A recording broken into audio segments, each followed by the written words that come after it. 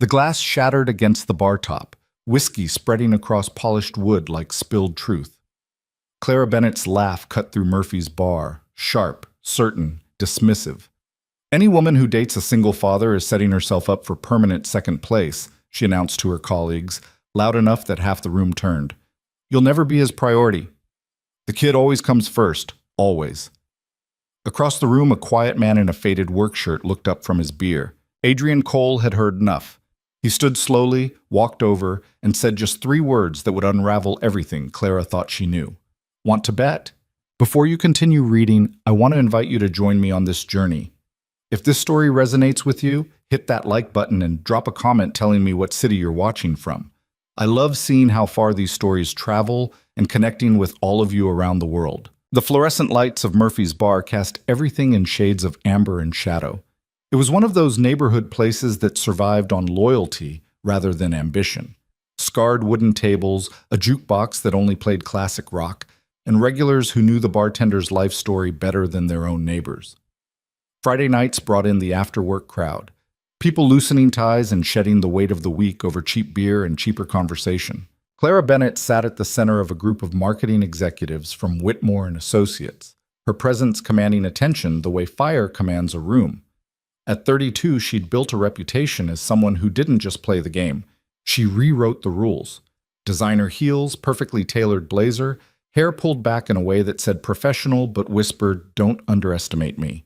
She was telling a story, and everyone was listening. "So Lindsay actually thought this was going to work," Clara said, gesturing with her wine glass. 3 months in, she's helping with homework, packing lunches, playing stepmom to some kid who didn't ask for her. Meanwhile, her boyfriend's scheduling their dates around soccer practice and parent-teacher conferences. Her colleague Marcus leaned forward. "What happened?" "What always happens," Clara said, her voice carrying that distinctive mix of confidence and dismissal. "The kid got sick, the ex-wife called, and date night got canceled. Again, for the 4th time that month. Lindsay finally realized she'd never be the priority. She was auditioning for a supporting role in someone else's family drama." "That's harsh," offered Jen, the junior account manager who still believed in fairy tales. Clara turned to her with something resembling sympathy. "It's reality, sweetie. Single fathers come with baggage. Not the emotional kind you can unpack over therapy and wine, the living, breathing, always present kind. You think you're dating a man, but you're actually negotiating for 3rd place behind the kid and the ghost of the ex-wife." "Not all single fathers are like that," Jen protested weakly. "Really? Name one relationship that worked." Clara waited, eyebrow raised. The silence spoke volumes. "Exactly. Because any woman who tries to build something with a single dad is delusional. You will never come first, ever. The kid's birthday will always trump your anniversary. The school play will always beat your work event. You'll be planning your life around someone else's custody schedule, and when things get hard, he'll choose his child. Every single time." Marcus laughed. "You sound pretty certain about something you've never experienced." "I don't need to touch fire to know it burns," Clara said, taking a long sip of her wine. "I've watched enough friends disappear into that particular hell. Smart, independent women turning themselves into unpaid nannies, convincing themselves that love means accepting permanent second place." That's when the voice came from behind her. "That's an interesting theory." Clara turned to find a man standing a few feet away, beer in hand, watching her with an expression that wasn't quite amusement and wasn't quite challenge. He was tall, built like someone who worked with his hands, wearing jeans and a Henley that had seen better days. Dark hair slightly too long, a few days of stubble, and eyes that seemed to catalog everything without revealing much in return. "I'm sorry, were you eavesdropping?" Clara asked, her tone suggesting she wasn't sorry at all. "Hard not to when you're holding court," he said evenly. "I'm Adrian Cole." He didn't offer his hand, and neither did she. "Clara Bennett." "And you have an opinion about my theory?" "I have experience with your theory," Adrian said. "I'm a single father, 7-year-old son, full custody, and you're wrong." The table went quiet. Clara felt her colleagues lean back, recognizing the shift from casual conversation to something with sharper edges. "Am I?" Clara's smile was razor thin. "Let me guess. You're about to tell me about some woman who loves your kid like her own, who's perfectly happy working around your schedule, Who doesn't mind that she'll never be your first call in an emergency? No, Adrian said simply. I'm going to tell you that your entire premise is flawed. You're treating love like a competition with rankings and podium spots. That's not how it works. Then enlighten me, Clara said, settling back in her chair with the confidence of someone who'd never lost an argument. How does it work when you're dating someone with a child? Adrian took a slow drink of his beer, considering. It works when someone understands that love multiplies. It doesn't divide. That making space for a child in your life doesn't mean losing yourself. That being important to someone doesn't require being the only important thing. Beautiful sentiment, Clara said, completely detached from reality, but beautiful. Want to bet? The words hung in the air between them. Clara blinked, thrown off balance for the first time in the conversation. Excuse me? You're so convinced that dating a single father is doomed to failure. I'm telling you you're wrong, so let's bet on it. Clara laughed, but it came out uncertain. What exactly are you proposing? Adrian set his beer down on a nearby table, crossing his arms. Spend a month observing my life. Not dating, observing. Come to dinner, see the routines. Meet my son. Watch how it actually works. If at the end of 30 days you still think any woman in a relationship with me is settling for second place, I'll concede. You win. And if you win, you admit your theory is based on assumptions, not experience. That you were wrong. Clara's colleagues were watching like this was the best entertainment they'd had in months. Marcus was grinning openly. Jen looked horrified. This is insane, Clara said. This is a bet, Adrian corrected. You made sweeping statements about something you've never experienced. I'm offering you the chance to see if you're right, unless you're not as confident as you claim. The challenge in his voice was subtle but unmistakable. Clara felt something spark in her chest. Not quite anger, not quite interest, but something in between. 1 month, she said slowly. 30 days. I'm not helping with childcare. I'm not playing pretend stepmom. I'm observing. Agreed. You're a guest, not a participant. Clara studied him for a long moment. There was something about his certainty that bothered her. Men like him, the quietly confident ones who didn't need to raise their voices, were either deeply deluded or genuinely knew something she didn't. Either way, she wanted to prove him wrong. Fine, Clara said, standing and extending her hand. You have a bet, Mr. Cole. His handshake was firm, calloused, brief. I'll text you the address. Sunday dinner, 6 o'clock. Don't be late. Lucas gets cranky when he's hungry. Lucas?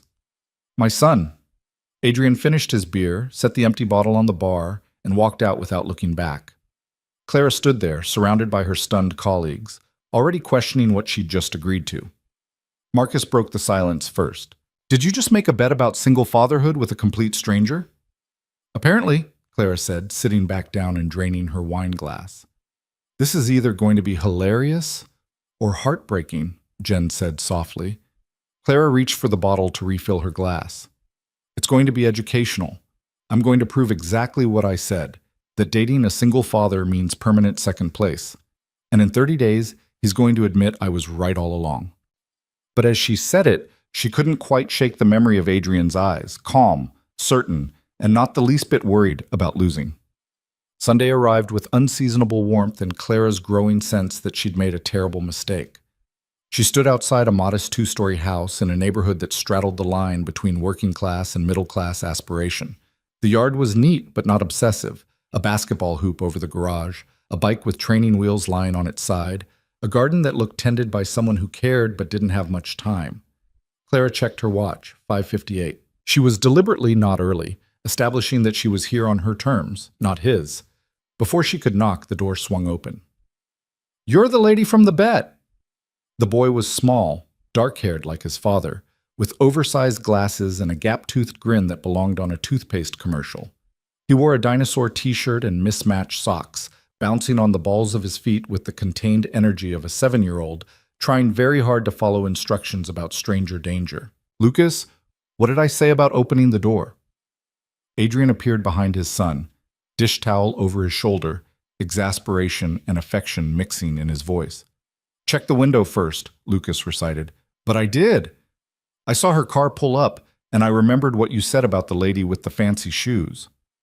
Clara looked down at her heels, understated but expensive, and felt oddly exposed. Clara, this is Lucas. Lucas, this is Ms. Bennett. She's going to be joining us for dinner sometimes. Why? Lucas asked with the bluntness only children can achieve. Because your dad made a very stupid bet, Clara said before she could stop herself. Lucas's eyes went wide, delighted. Dad said we're not supposed to call things stupid. He says we should say ill-advised instead. Despite herself, Clara smiled. Your dad sounds very wise. He is, Lucas said with complete certainty. He knows everything except how to make my hair stay flat. Do you know how to make hair stay flat? Lucas, let Miss Bennett come inside before you interrogate her, Adrian said, stepping back to make room. The house smelled like garlic and something tomato-based. The living room was clean but lived in.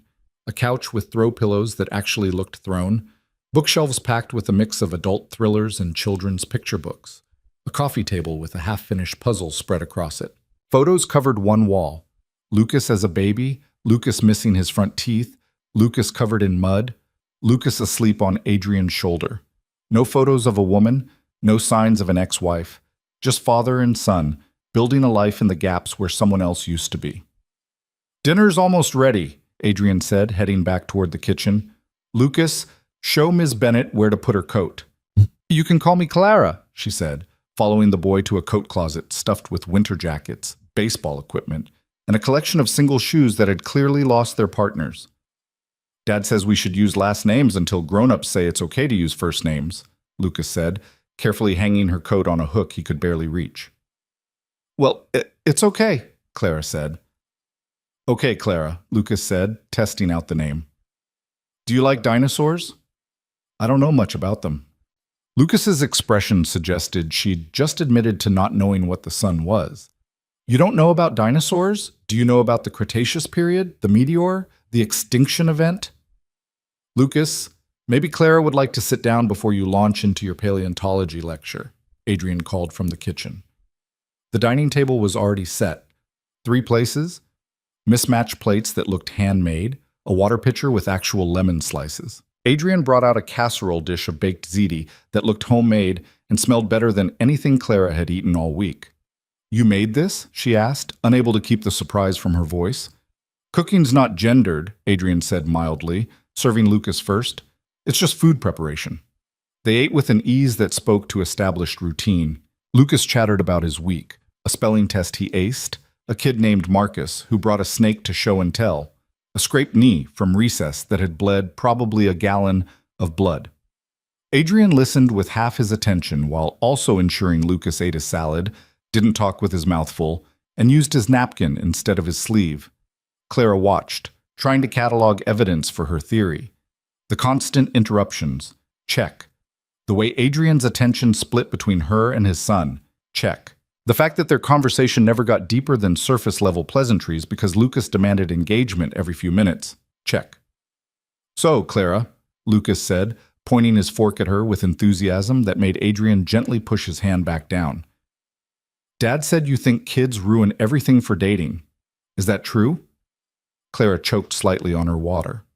Adrian closed his eyes briefly, clearly having phrased it differently. What I said, Adrian interjected carefully, is that Clara thinks it's hard for someone to date a parent because the child requires a lot of time and attention. Oh, Lucas said, considering this. That's true.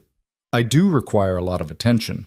Mrs. Patterson says I'm energetically verbose, which means I talk a lot but in an interesting way. Mrs. Patterson sounds diplomatic, Clara said. She's my teacher. She's nice, but she doesn't let me read during math anymore because I'm supposed to be present in the moment. Lucas made air quotes with his fingers, a gesture clearly borrowed from adults. After dinner, Lucas begged to show Clara his room. Adrian nodded permission, and she followed the boy upstairs to a space that was chaos organized by a 7-year-old's logic, books arranged by color rather than size, stuffed animals in what appeared to be a complex social hierarchy, drawings taped to every available wall surface. This is Mr. Bones, Lucas said, holding up a plastic T-Rex. And this is the meteor that killed him. He produced a foam ball. Do you want to see the extinction event? Maybe later, Clara said. These drawings are really good, Lucas beamed. That one's Dad at work. That one's me and Dad at the park. That one's the family I'm going to have when I grow up. See, there's me and my wife and 3 kids and 2 dogs and Dad living in the house next door so I can see him every day. Clara studied the crayon family, something tightening in her chest. Your dad must be a really good parent, she said quietly. He's the best, Lucas said with absolute conviction. When I had bad dreams about Mom leaving, he slept on my floor for 2 months until I felt safe again. And when I got in trouble for hitting Jeremy, he didn't yell. He just asked me why I did it, and we talked about better ways to handle being angry. Your mom left? Clara asked, then immediately regretted the question. Lucas nodded matter-of-factly. When I was 4, Dad says she loved me, but she wasn't ready to be a mom. He says sometimes people know what they can't do, and it's braver to be honest than to stay and be unhappy. The casual way he said it, like he was reciting something he'd been told enough times to believe, broke something in Claire's chest. Your dad's right, she managed. I know, Lucas said. He's right about most things. Except he thinks I should eat vegetables with every meal, which is objectively too many vegetables. Downstairs, Clara found Adrian washing dishes by hand, his back to her. He told me about his mom, she said quietly. Adrian's shoulders tensed slightly, but he didn't turn around. He tells most people eventually. He's processed it better than I have, honestly. How long have you been doing this alone? 3 years. She left a note, a signed custody agreement, and a check. Haven't heard from her since. That must have been... It was a lot of things. Adrian cut her off gently. But we survived. We're surviving. And Lucas is loved, safe, and happy. That's what matters. Clara leaned against the counter, watching him scrub a pan with more focus than it required. He adores you. The feeling's mutual. Does he ask about her? Sometimes. Less now than he used to. I think he's building a life where her absence doesn't leave a hole anymore. It's just the shape of our family. Lucas thundered down the stairs, clutching Mr. Bones. Dad, can Clara stay for movie night? It's Sunday. We always watch a movie on Sunday. Adrian glanced at Clara, eyebrow raised in question. She should leave. Should maintain boundaries, stick to the observer role, not get drawn into their routines. But Lucas was looking at her with such hopeful expectation, and something about this house, warm, lived in, full of casual affection, made her want to stay just a little longer. What movie? She asked. The Land Before Time, Lucas said. It's about dinosaurs, but it's also about family and friendship and perseverance in the face of adversity. He's been reading the thesaurus, Adrian said dryly. Is it sad? Clara asked. The mom dies in the first 15 minutes, Lucas said cheerfully. But it's beautiful sad, not just sad. Clara looked at Adrian, who shrugged. He's got a point. It's actually a good movie. Okay, Clara said. I'll stay for the movie. Lucas cheered and immediately began constructing a nest of blankets on the couch. Adrian made popcorn while Clara texted her assistant that she wouldn't be reviewing the presentation tonight after all. The 3 of them settled in, Lucas in the middle, Clara and Adrian on either side, a bowl of popcorn balanced precariously on Lucas's lap. The movie played. Lucas narrated every significant moment, explaining the geological accuracy and inaccuracy of various scenes. Adrian gently reminded him that some people might want to watch without commentary. Clara found herself laughing at Lucas's enthusiasm, touched by the easy way Adrian guided without controlling, surprised by her own comfort in this strange domestic tableau. Halfway through the movie, Lucas fell asleep, his head tilted against Clara's arm, glasses slightly askew. She froze, unsure what to do. Adrian smiled. He does that. You can move him if you want. He's fine, Clara whispered, afraid to wake him. They watched the rest of the movie in near silence, the only sound Lucas's soft breathing and the animated dinosaurs on screen. When the credits rolled, Adrian carefully scooped his son up, carried him upstairs, and returned a few minutes later.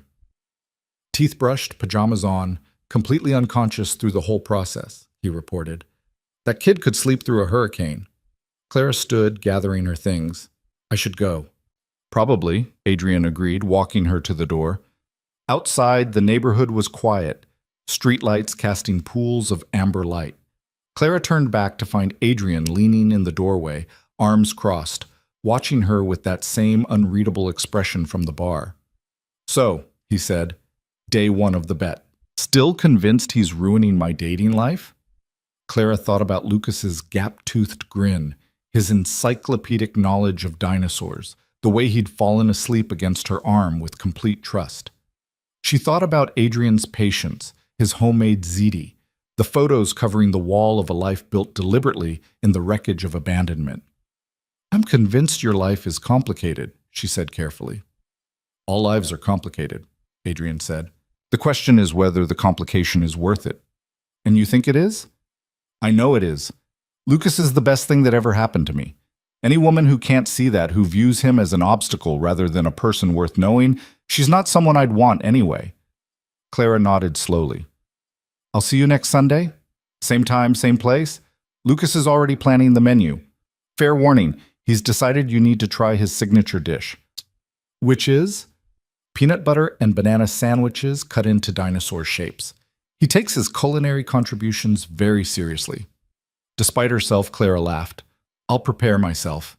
She walked to her car, aware of Adrian still standing in the doorway, watching her leave. As she drove away, she caught sight of him in the rearview mirror.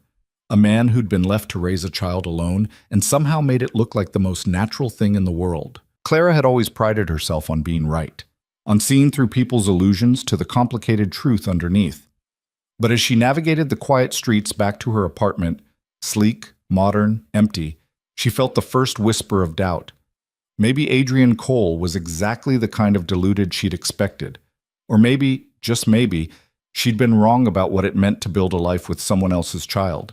The bet had 29 days left. And for the first time in years, Clara Bennett wasn't entirely sure she wanted to win. The following Tuesday, Clara's phone buzzed during a client presentation. She ignored it, delivering her pitch about brand repositioning with the polished confidence that had made her a senior account director by 30.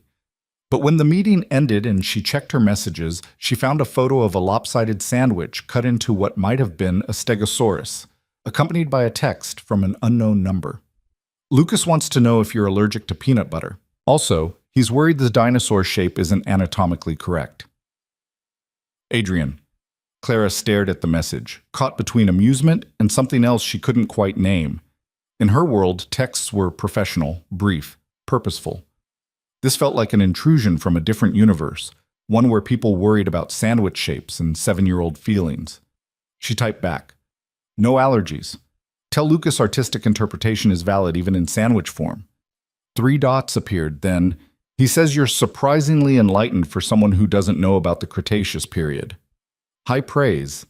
Clara found herself smiling at her phone, which her assistant noticed with poorly concealed shock. Clara Bennett didn't smile at her phone. She scowled at emails, smirked at competitor failures, and occasionally allowed herself a satisfied nod at positive metrics. But she didn't smile at text messages about dinosaur sandwiches. "Everything okay?" Rachel asked carefully. "Fine," Clara said, slipping her phone into her bag. "Just a friend." The word felt strange in her mouth. Adrian wasn't a friend. He was a bet, a hypothesis to be tested, a theory she intended to prove. The fact that his kid was oddly charming and his homemade ziti was better than anything she'd ordered in a month didn't change the fundamental truth. She was there to observe, document, and ultimately demonstrate that her initial assessment had been correct. But that night, alone in her apartment with takeout that cost $40 and tasted like cardboard, Clara found herself thinking about the warmth of Adrian's kitchen, the casual chaos of Lucas's bedtime routine, the way the house felt lived in rather than staged. Her own space, all clean lines and neutral colors and carefully curated art, suddenly felt less like sophisticated minimalism and more like expensive emptiness. She shook off the thought and opened her laptop. She had a campaign to finalize, a presentation to polish, a career that demanded her full attention. Single fathers and their precocious children were a temporary distraction, nothing more. Wednesday brought an unexpected complication. Clara was leaving the office when she spotted Adrian's truck in the parking garage, unmistakable with its faded blue paint and contractor's logo on the side. He was leaning against the tailgate, talking on his phone, and didn't notice her approach. "I understand, Mrs. Patterson, but I can't leave the job site right now. We're pouring concrete and the timing is critical." Pause.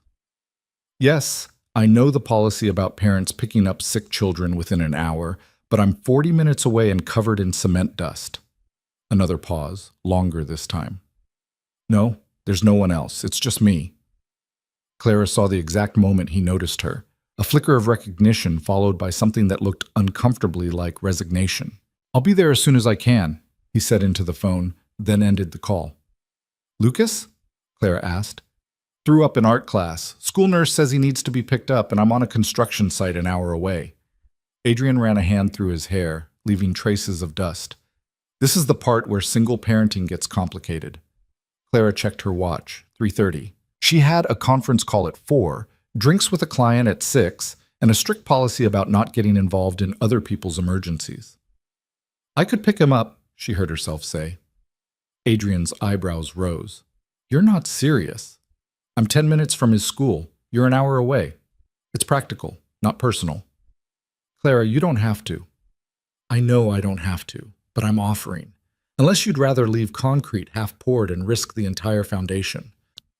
Adrian studied her for a long moment, clearly weighing his options. You don't know Lucas very well yet. He might be uncomfortable with, then call the school and tell them I'm coming. They can ask him if it's okay. If he says no, I'll leave and you can figure out plan B. She could see the internal struggle on his face, the parental instinct to handle everything himself warring with the practical reality that he couldn't be in two places at once. Okay, he said finally. Thank you. I'll call Mrs. Patterson now and let her know you're authorized. 20 minutes later, Clara walked into Riverside Elementary School feeling distinctly out of place in her tailored suit and heels. The nurse's office smelled like antiseptic and cafeteria food. Lucas sat on a paper-covered examination table, looking small and miserable, his glasses slightly fogged, a plastic basin in his lap. Clara! His face brightened despite his obvious discomfort. Did Dad send you? He's stuck at work, Clara said, approaching cautiously. I volunteered to spring you from this place. I threw up, Lucas announced with the blunt honesty of children. Twice. Mrs. Patterson thinks it was the chocolate milk from lunch because 3 other kids threw up too, but I think it might have been food poisoning from the mystery meat they called chicken. The school nurse, a tired-looking woman with kind eyes, handed Clara a packet of papers. Medication instructions if he gets worse, signs to watch for, guidelines for when he can return to school. You're listed as an emergency contact?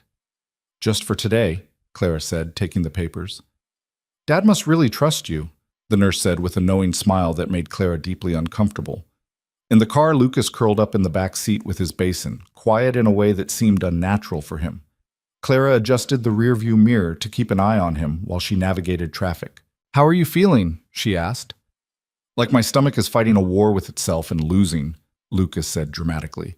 Am I going to die? No, you're going to be fine. It's just food poisoning. That's what Dad always says. You're going to be fine. Even when I had strep throat and felt like my throat was full of broken glass. Your dad's usually right, though, isn't he? Lucas considered this. Yeah, he's right about most things. Except he thinks I should limit screen time to 1 hour a day, which is clearly too restrictive for proper cognitive development. Despite the situation, Clara smiled. You're very articulate for 7. Mrs. Patterson says I have an advanced vocabulary but age-appropriate emotional regulation, which means I know big words but still cry when I'm frustrated. That seems fair. They pulled up to Adrian's house and Clara helped Lucas inside, hyper-aware that this was crossing a line from observer to participant. The house was different during the day, sunlight streaming through windows, revealing the small imperfections that darkness had hidden, a stack of unopened mail on the counter, dishes in the sink from breakfast, a child's drawing on the refrigerator showing a stick figure labeled Dad, and another labeled Me, holding hands under a too large sun. Dad keeps ginger ale in the fridge for when I'm sick, Lucas said, heading that direction with determination. Clara found him a glass, poured carefully, watched him sip slowly. He settled on the couch with a blanket, and she sat nearby, unsure what to do next. She'd never been responsible for a sick child before. Her emergency contact list consisted of her assistant, her lawyer, and her doorman. You don't have to stay, Lucas said quietly. I'm okay by myself for a little bit. Dad does it sometimes when he has to run to the hardware store. How little of a bit? Clara asked, alarmed. Like 10 minutes, 15 max. He always leaves his phone and makes me promise to call if anything feels weird. Clara thought about leaving this child, pale, sick, trusting, alone in an empty house while his father poured concrete 40 minutes away. Something fierce and unexpected rose in her chest. "I'm staying," she said firmly. Lucas's smile was small but genuine. "Thanks, Clara." She canceled her conference call, rescheduled drinks with the client, and spent the next 2 hours alternating between answering work emails and checking on a 7-year-old who drifted in and out of sleep. At one point, Lucas woke up crying, disoriented and asking for his dad. Clara sat on the edge of the couch, awkward and uncertain, until he grabbed her hand. "You smell different than Dad," he mumbled, "like flowers and offices." "Is that good or bad?" "Just different. Dad smells like wood and sawdust and sometimes like the peppermint gum he chews when he's stressed." Lucas fell back asleep, still holding her hand. Clara sat there, laptop balanced on her knees, typing one-handed while the child she barely knew anchored her to a couch that wasn't hers, in a house that felt more like home than her own apartment ever had. Adrian arrived just after 6, still in work clothes, concrete dust coating his boots. He stopped in the doorway, taking in the scene.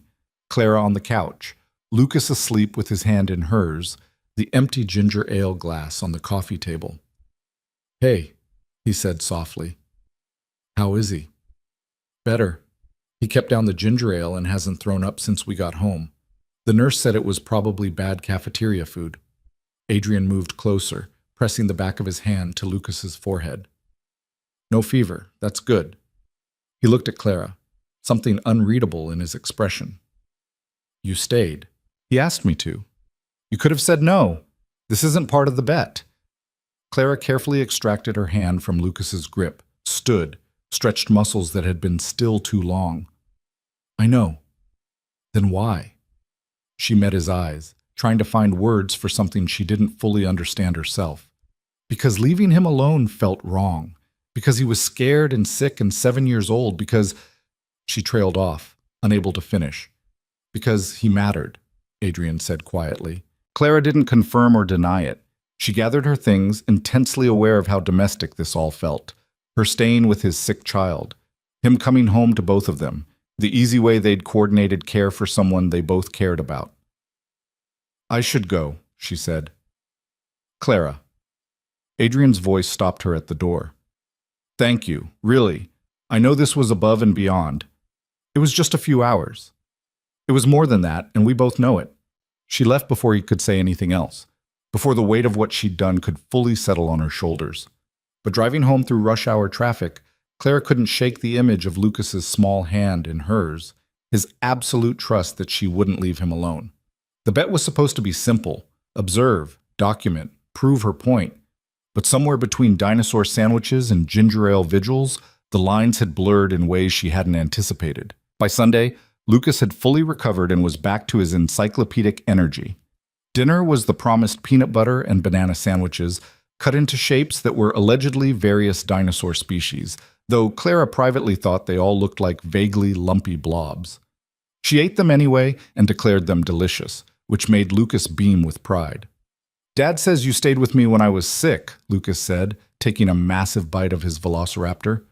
"That was really nice." "You're welcome," Clara said. "Most people don't like being around sick kids. Dad says it's because they're worried about getting sick themselves, or because it's gross, or because they just don't want to deal with it." "Your dad says a lot of things," Clara observed. "He's very wise," Lucas said seriously. "Also, he told me not to mention that you stayed, but I think it's important to acknowledge kindness when we see it.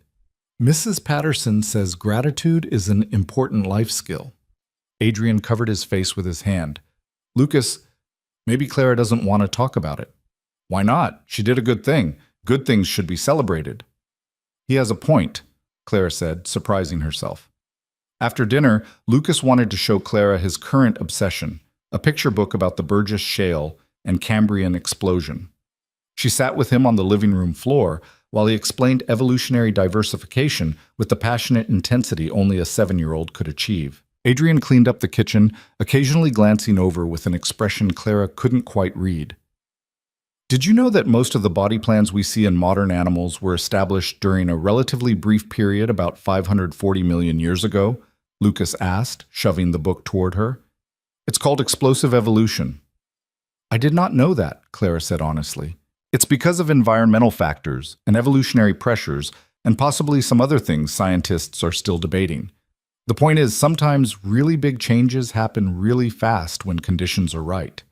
He said it with such conviction, such absolute belief in the transformative power of the right circumstances, that Clara felt something shift in her chest. "Lucas, time to get ready for bed," Adrian called from the kitchen. "But I haven't explained adaptive radiation yet." Tomorrow's a school day. Teeth, pajamas, bed. Lucas sighed with the weight of someone carrying the burden of extensive knowledge that the world wasn't ready to hear. "Fine. But Clara, we're going to continue this conversation next time, okay?" "Okay," Clara agreed. She helped clean up the dinosaur books while Lucas thundered upstairs. Adrian emerged from the kitchen, drying his hands on a towel, looking tired in a way that spoke to more than just a long day. "You don't have to keep coming back," he said quietly. "I know the bet was my idea, but you've already gone beyond what we agreed to. If you want to call it off—" "Do you want me to call it off?" Clara interrupted. Adrian hesitated. "No. But I also don't want you to feel obligated. This isn't about winning or losing anymore, is it?" Clara sat on the arm of the couch, considering her answer carefully. "I don't know what this is about. I came here to prove a point, that dating a single father means permanent second place, that women lose themselves trying to fit into someone else's family. But, Adrian prompted when she didn't continue. "But Lucas is a whole person, not an obstacle. And watching you parent him, it's not you prioritizing him over everything else. It's you building a life where he's loved and secure, which is what any good parent does." "And that surprises you?" "It challenges my assumptions," Clara admitted. "I had this very clear picture of what single father dating looked like, and it was all sacrifice and resentment and women disappearing into caretaker roles they never asked for." "That does happen," Adrian said, moving to sit on the couch properly. "I've seen it. Women who date single fathers and lose themselves because they're trying to be someone they're not. But that's not about the kid. It's about people not being honest about what they want and what they're willing to give." "What are you willing to give?" Clara asked. The question hung between them, weighted with implications neither of them were quite ready to unpack. "I'm willing to make space for someone in our lives," Adrian said slowly. "Real space. Not just the gaps between school pickups and bedtimes, but that person has to actually want to be here. Not performing, not proving anything, just genuinely wanting to know both of us. That's a lot to ask. It's everything to ask, which is why I don't date casually. Lucas gets attached easily, and I won't bring someone into his life who's just testing the waters." Clara thought about Lucas's hand in hers, his trust that she would stay, the way he'd shared his dinosaur knowledge like he was offering her pieces of himself. She thought about Adrian's quiet competence, the way he made parenting look less like sacrifice and more like purpose. "I should go," she said, but she didn't move. "You say that a lot," Adrian observed, "but you keep coming back." "The bet isn't over." "Is that the only reason?" Clara stood, needing distance from the question and the answer she wasn't ready to give. "I'll see you next Sunday." "Clara." Adrian stood too, close enough that she could smell sawdust and peppermint, just like Lucas had said. "You're allowed to admit this isn't what you expected." "I'm not admitting anything until the 30 days are up," she said, but her voice lacked conviction. Upstairs, Lucas called out, "Dad, I need you to check for monsters." Adrian smiled apologetically. "Duty calls. Monster inspection is a nightly ritual." "You don't actually believe there are monsters," Clara said. "No, but he does. And taking his fears seriously, even the imaginary ones, means he'll trust me with the real ones when they come." He headed upstairs, leaving Clara standing in the living room, surrounded by evidence of a life built with intention and love. The photos on the wall, the drawings on the fridge, the mismatched furniture that was chosen for comfort rather than style.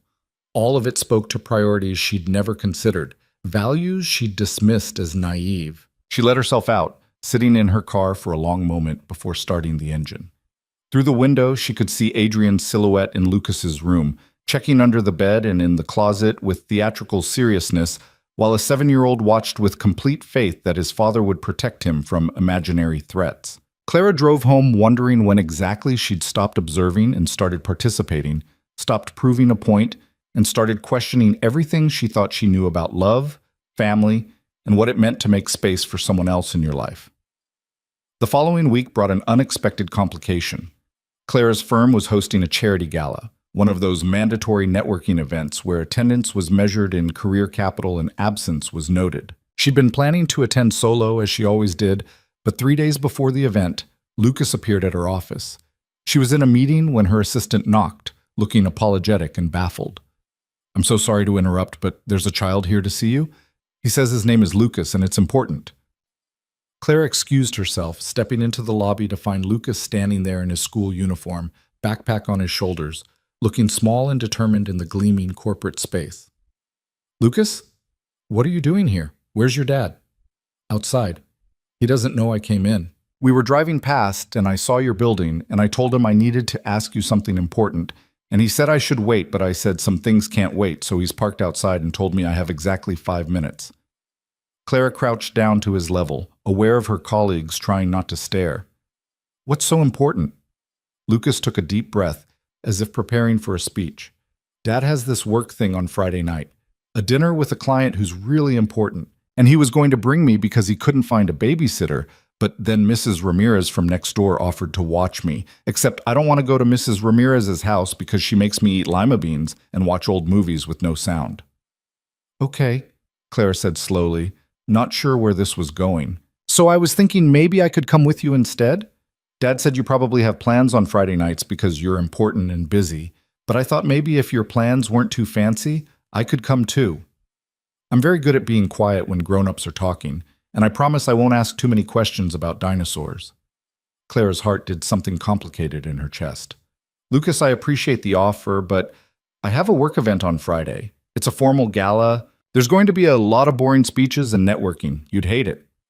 Lucas's face fell. "Oh, okay. That makes sense." "But," Clara heard herself say, "what if you came with me anyway?" His eyes went wide. "Really? To a fancy grown-up party?" "It's not really a party. It's more like a fancy dinner where people in expensive clothes pretend to care about charity while actually making business deals." "That sounds terrible," Lucas said honestly. "It is terrible, which is why I could use a friend there to make it less terrible." Lucas's grin could have powered the entire building. "I'm a really good friend. I'll wear my suit that Dad got me for his mom's funeral. It has a clip-on tie." "Perfect. I'll pick you up at 6 on Friday." Lucas threw his arms around her waist in a sudden hug that nearly knocked her backward. "Thank you, Clara. You're the best." He ran off before she could respond, leaving her standing in her corporate lobby in her expensive suit, wondering what she'd just committed to. Her assistant approached carefully. "Did you just invite a 7-year-old to the Whitmore Gala?" "Apparently," Clara said. "Marcus is going to have a field day with this." "Marcus can keep his opinions to himself." But when Friday arrived and Clara pulled up to Adrian's house, she felt the first flutter of nervousness. She'd chosen a dress that was elegant but not revealing, heels that were sophisticated but not impractical. The goal was to look professional, not like she was trying too hard. Adrian answered the door in a button-down and slacks, clearly dressed for his client dinner. His eyes widened slightly when he saw her. "Wow," he said. "You look professional," Clara supplied. "I was going to say beautiful, but professional works too." Lucas appeared behind his father, wearing a suit jacket that was slightly too big and a clip-on tie that was endearingly crooked. His hair had been combed into submission, and his glasses were freshly cleaned. "Do I look fancy enough?" Lucas asked anxiously. "You look perfect," Clara said, reaching out to straighten his tie. Adrian watched the gesture with an expression she couldn't quite read. "You really don't have to do this. Mrs. Ramirez is expecting him." I want to," Clara said, surprising herself with how much she meant it. "Besides, I need someone to mock the terrible speeches with." "I'm excellent at mockery," Lucas said proudly, then caught his father's look, in a respectful and educational way. "Ground rules," Adrian said, crouching down to Lucas's level. "You listen to Clara. You use your manners. You don't talk about dinosaurs unless someone specifically asks. And if at any point you want to leave, you tell Clara immediately. Understood? Understood, Lucas said seriously. Adrian stood, looking at Clara with something that might have been trust, or might have been something more complicated. Take care of him. I will, Clara promised. The gala was being held at the Riverside Grand, a historic hotel with marble columns and chandeliers that cost more than most people's cars. Clara had been to a dozen events like this, navigating the social dynamics with practiced ease, but walking in with a 7-year-old holding her hand felt entirely different. This place is huge, Lucas whispered, eyes wide. Is that a real crystal chandelier? It is, Clara said. How much does something like that cost? More money than you can probably imagine. I can imagine a lot of money, like thousands of dollars. Try hundreds of thousands.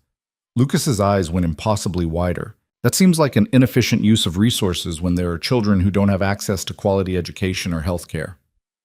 Clara bit back a smile. You're absolutely right, her colleagues noticed immediately. Marcus approached with barely concealed amusement, Jen with concern that looked genuine. Clara, Marcus said, you brought a date. This is Lucas, Clara said. He's my friend. Your friend, Marcus repeated, clearly trying to piece together the situation. Hi, Lucas said, extending his hand with the formality of someone who'd been coached on proper greetings. I'm Lucas Cole. I'm 7 3/4. Clara is helping me avoid eating lima beans tonight. Marcus shook his hand, clearly charmed despite himself. That's a noble cause. The evening unfolded in ways Clara never could have predicted. Lucas sat beside her during dinner, eating his chicken with careful precision and whispering observations that were far more insightful than they had any right to be. That lady keeps looking at her phone under the table, he whispered, nodding toward a senior partner.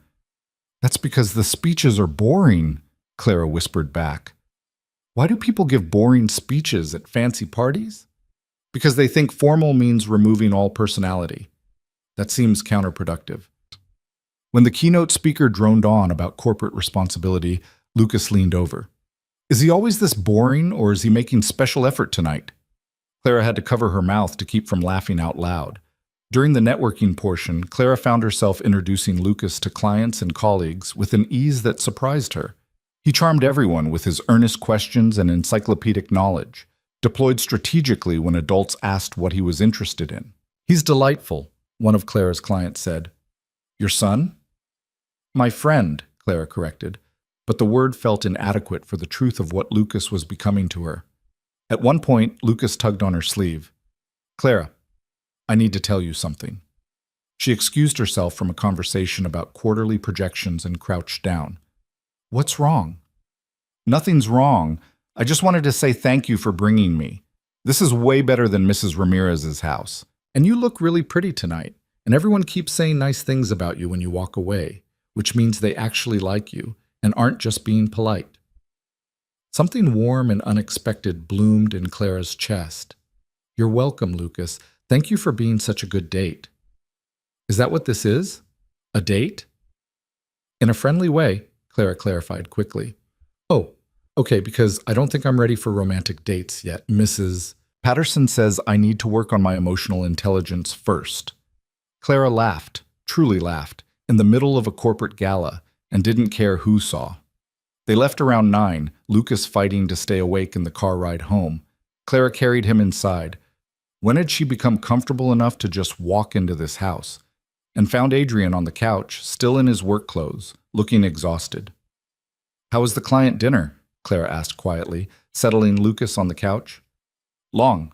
Successful, but long. How was he? Perfect.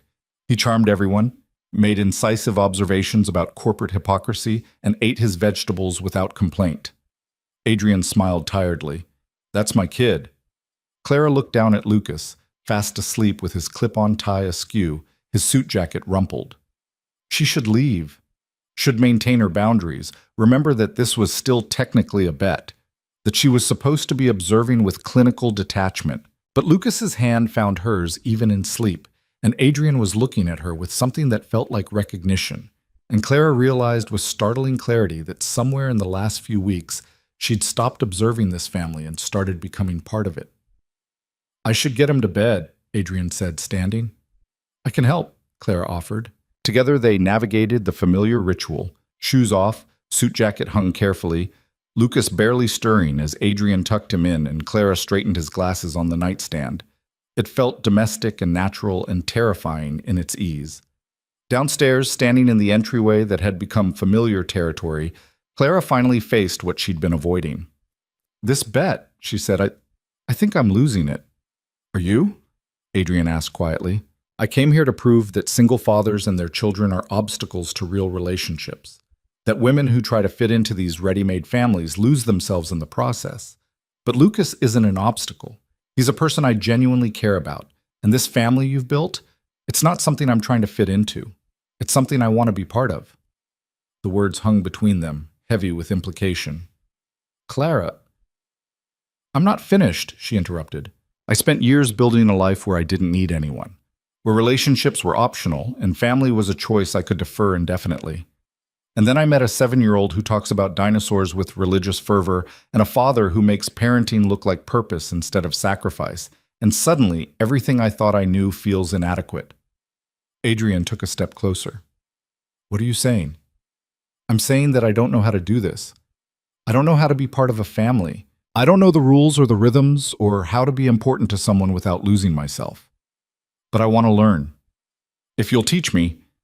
The silence stretched long enough that Clara felt panic rising. She'd miscalculated, overstepped, revealed too much too soon. Then Adrian smiled, slow and genuine. "The bet doesn't end for another week." "I know. But you're conceding early." "I'm admitting I was wrong. There's a difference."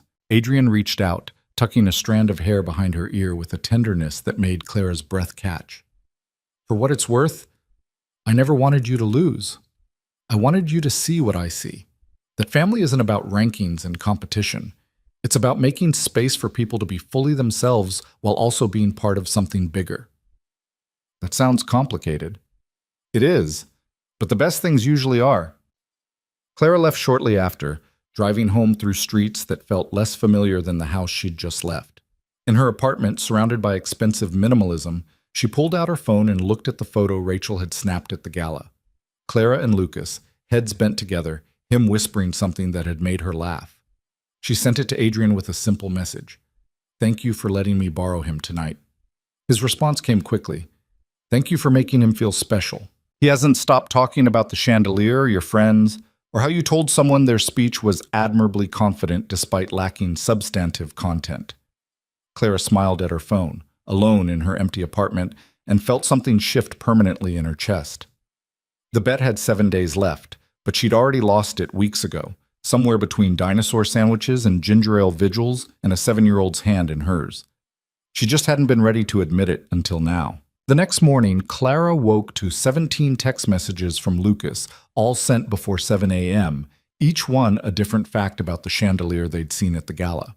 The last one read, "Dad says I need to stop texting you because you probably want to sleep on Saturday, but I think you should know that the largest chandelier in the world is in Qatar and has 165,000 LED lights, which seems excessive but also amazing." Clara found herself grinning at her phone, something that would have been unthinkable a month ago.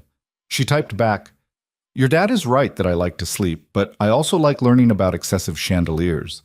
Maybe we can look up pictures later?" The response was immediate. "Yes, Dad's making pancakes. Do you want to come over?" Clara stared at the invitation, aware that accepting meant crossing another line. Saturday morning pancakes weren't part of the bet. They were something else entirely, something that looked suspiciously like the kind of casual intimacy that built families. She should say no. Should maintain some distance, protect herself from getting too entangled in a life that wasn't hers. But the alternative was spending Saturday alone in her apartment, and suddenly that felt less like independence and more like loneliness. "I'll be there in an hour," she texted back. Adrian answered the door in worn jeans and a t-shirt that had seen better days, flour dusting his forearms. "Lucas ambushed you with chandelier facts, didn't he?" 17 of them, Claire confirmed, stepping inside. "I learned that crystal chandeliers can weigh up to several tons and require specialized ceiling support. He's been researching since 6 a.m. I tried to redirect him to something quieter, but when Lucas gets fixated on a topic, there's no stopping him. In the kitchen, Lucas sat at the table surrounded by library books about architectural lighting, taking notes in a spiral notebook with intense concentration. He looked up when Clara entered, his face lighting up. "Clara, did you know that the chandelier at the Palace of Versailles has over 300 candles and they used to have to light them all by hand every single day?" "I did not know that," Clara said, accepting the cup of coffee Adrian handed her. "It's incredibly inefficient by modern standards, but aesthetically significant from a historical perspective." Adrian flipped a pancake with practiced ease. "Lucas, maybe Clara would like to eat breakfast before the lecture series continues." "Right. Sorry. Mrs. Patterson says I need to work on reading social cues about when people want to learn versus when they want to just exist peacefully."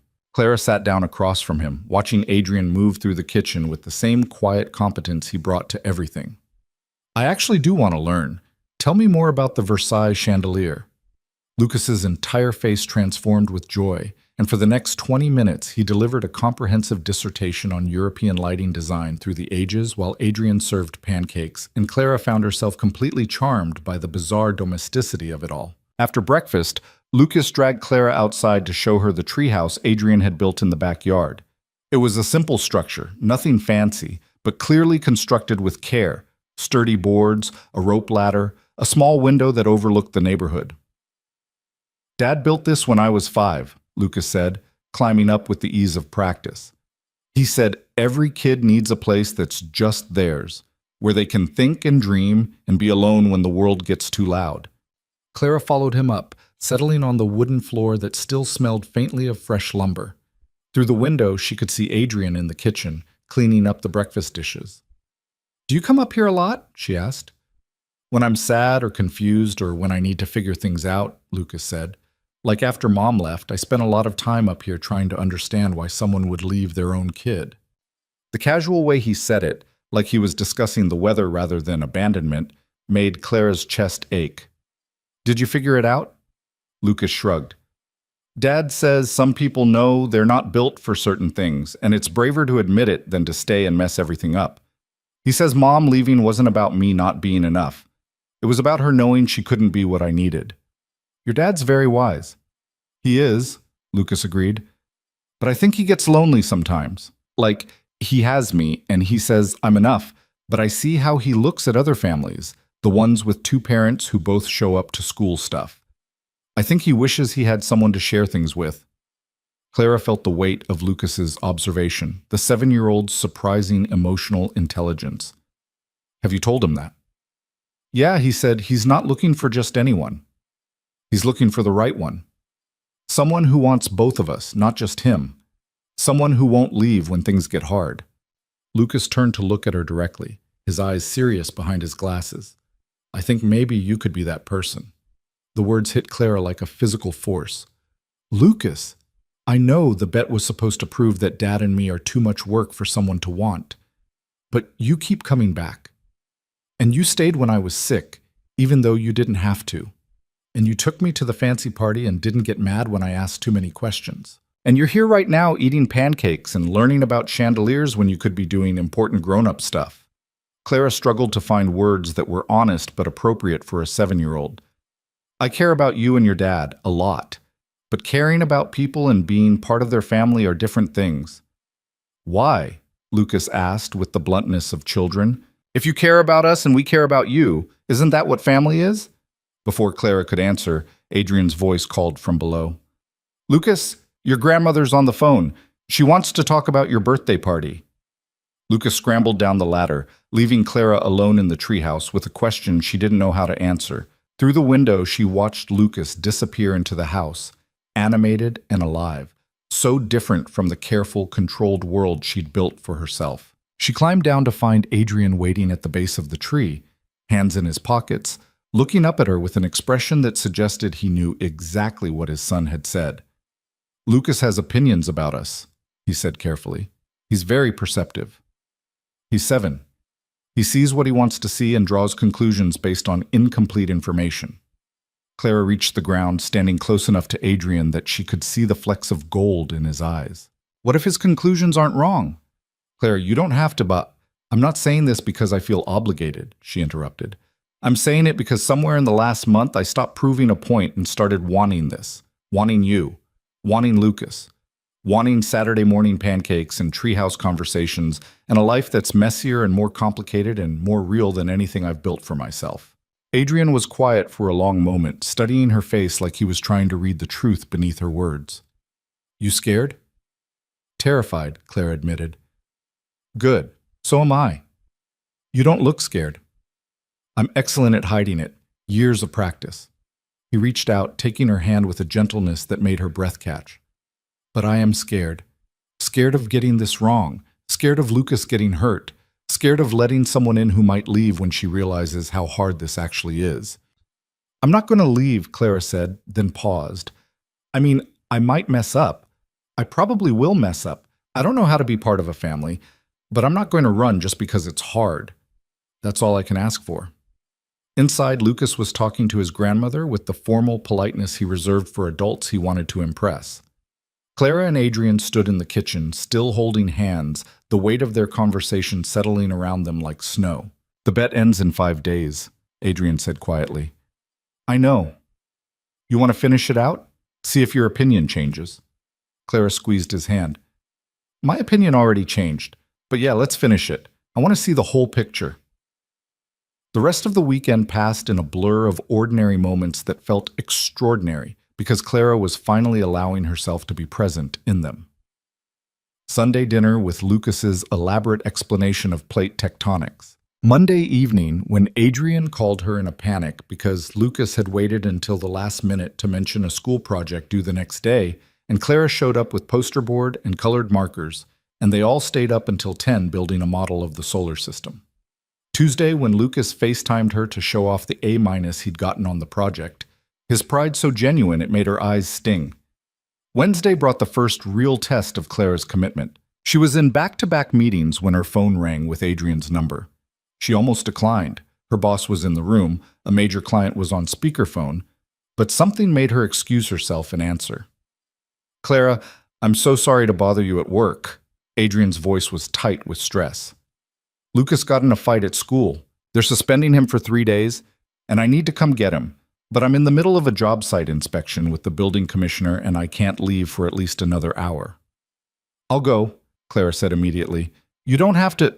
I'll go, she repeated. Text me the details. She walked back into the conference room, gathered her materials, and addressed her boss with calm professionalism. I have a family emergency. I need to leave. The word felt foreign in her mouth, family, but it also felt right in a way nothing else had in a long time. Her boss, a woman who'd built her career on ruthless prioritization, nodded. Handle it.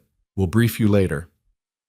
Riverside Elementary's principal, Mrs. Chen, was a small woman with steel in her spine and exhaustion in her eyes. She met Clara in the administrative office, with Lucas sitting in a chair outside, his face tear-streaked and furious. Ms. Bennett? Mrs. Chen extended her hand. You're listed as one of Lucas's emergency contacts. What happened? Clara asked, looking at Lucas, who refused to meet her eyes. Lucas punched another student, drew blood from the boy's nose. We have a zero-tolerance policy on violence. Clara felt something fierce and protective rise in her chest. Lucas isn't violent. There must have been a reason. Regardless of reason, physical altercation results in suspension. 3 days, starting immediately. Can I talk to him? Clara asked. Mrs. Chen nodded, stepping back into her office. Clara crouched down in front of Lucas, waiting until he finally looked at her. His glasses were slightly crooked, his knuckles red, his breathing still uneven from crying. Want to tell me what happened? She asked quietly. I hit Jeremy Morrison, Lucas said, his voice small. I gathered that. Why? Lucas's jaw set in a way that reminded Clara forcibly of Adrian. He said something mean. About you? About you. The world seemed to tilt slightly. About me? Lucas's eyes filled with fresh tears. He said his mom told him that you're Dad's girlfriend and that you're just pretending to like me so Dad will date you. He said everyone knows that people without kids don't really want to be around kids, and you're probably going to leave as soon as you get bored, just like my real mom did. Clara felt like she'd been punched. Lucas said, and I told him he was wrong, that you're not pretending, that you really care about us. But he laughed and said I was stupid for believing it, so I hit him. The tears were flowing freely now, and Clara pulled him into a hug before she could think about whether it was appropriate in a school administrative office. I'm so sorry, Lucas sobbed into her shoulder. I know hitting is wrong and Dad's going to be so disappointed and I ruined everything, but I couldn't let him say those things about you. Clara held him tighter, her own eyes burning. You didn't ruin anything. But I got suspended, and Dad always says violence isn't the answer, and I should use my words, but my words weren't working, and Jeremy just kept laughing. Lucas, look at me. Clara pulled back just enough to see his face. What you did was wrong. Hitting people is not okay, even when they say terrible things. But I understand why you did it, and I'm not going anywhere. You're not? No. Jeremy Morrison and his mother don't get to decide what I feel or what I'm going to do. Only I get to decide that. And I decide that I care about you, and I'm staying. Lucas hugged her again, harder this time. I really am sorry for hitting him. I know you are. And you're going to apologize to Jeremy, and you're going to accept your suspension, and you're going to learn better ways to handle situations like this. But Lucas? She waited until he pulled back to look at her. Thank you for defending me. It was misguided, and you can't do it again, but it meant something that you tried. By the time Adrian arrived, Clara had signed the suspension paperwork and was sitting with Lucas in the pickup area, reviewing his homework assignments for the next 3 days. Adrian looked frantic, still in his work clothes, concrete dust on his boots. Is he okay? What happened? Lucas stood, squaring his shoulders in a gesture of courage that made Clara's heart ache. I hit Jeremy Morrison because he said mean things about Clara. I'm suspended for 3 days. I'm really sorry, Dad. Adrian looked between his son and Clara, clearly trying to piece together the full story. We'll talk about this at home. Get in the truck. Lucas trudged toward the parking lot, shoulders slumped with the weight of disappointment. Adrian turned to Clara. Thank you for coming. I'm so sorry you got pulled into this. He hit another kid because of me, Clara said quietly. Because Jeremy said I was going to leave, and Lucas defended me. Something complicated crossed Adrian's face. He shouldn't have hit anyone, regardless of the reason. I know, I told him that. But Adrian, he was protecting me. Protecting us. This 7-year-old threw a punch because someone suggested I wasn't really committed to you both. Clara, I need you to understand something, she interrupted, her voice urgent. I'm not going anywhere, not because of a bet or because I'm trying to prove a point. I'm here because I want to be here, because Lucas matters to me, because you matter to me, because this messy, complicated, beautiful life you've built is something I want to be part of. Adrian was quiet for a long moment, then pulled her into a hug that felt like both a question and an answer. He's going to be grounded for a week. No video games, extra chores, a written apology to Jeremy. That's fair, Clara said against his shoulder. But between you and me, I'm a little bit proud of him for standing up for someone he loves, even if he did it the wrong way. Clara pulled back to look at him. Someone he loves? He told me last night that he loves you, Adrian said softly. That you're the best thing that's happened to our family since his grandmother sent him that dinosaur encyclopedia for his birthday. Clara felt tears threatening and blinked them back. That's high praise. The highest. Adrian tucked a strand of hair behind her ear. The question is, how do you feel about it? Clara thought about Lucas's tear-stained face, his fierce defense, his absolute certainty that she belonged in his life. She thought about Adrian's quiet strength, his terrible pancakes that Lucas pretended were delicious, the way he'd built a treehouse so his son would have a place to process his pain. She thought about Saturday mornings and gala dates and suspension notices, about the messy reality of loving people who came as a package deal. I love him too, she said. I love you both. And that terrifies me, but I'm done pretending it's not true. Adrian kissed her then, soft and certain, right there in the school parking lot where anyone could see. When they broke apart, Lucas was watching from the truck window, his face breaking into the first genuine smile since she'd arrived. That evening, the three of them sat around Adrian's dining table while Lucas wrote his apology letter to Jeremy. Clara helped him find the right words, acknowledging the wrong while standing firm on the truth that had motivated it. Dear Jeremy, Lucas read aloud, pencil gripped with concentration. I am sorry for hitting you. Hitting is wrong, and I should have used my words instead. But I want you to know that what you said about Clara wasn't true. She really does care about me and my dad, and she's not going to leave. I hope your nose feels better soon. Sincerely, Lucas Cole. That's good, Adrian said. But you need to take out the part about Clara not leaving. The apology should focus on your actions, not defending your position. Lucas's face fell. But it's important that he knows. I know it feels important, Adrian said gently. But this apology is about you taking responsibility for hitting him, not about proving you were right to be upset. Lucas looked at Clara, pleading silently for backup. She shook her head. Your dad's right. The apology should be about what you did wrong, period. With a dramatic sigh that only 7-year-olds can achieve, Lucas crossed out the offending sentences and rewrote the letter more simply.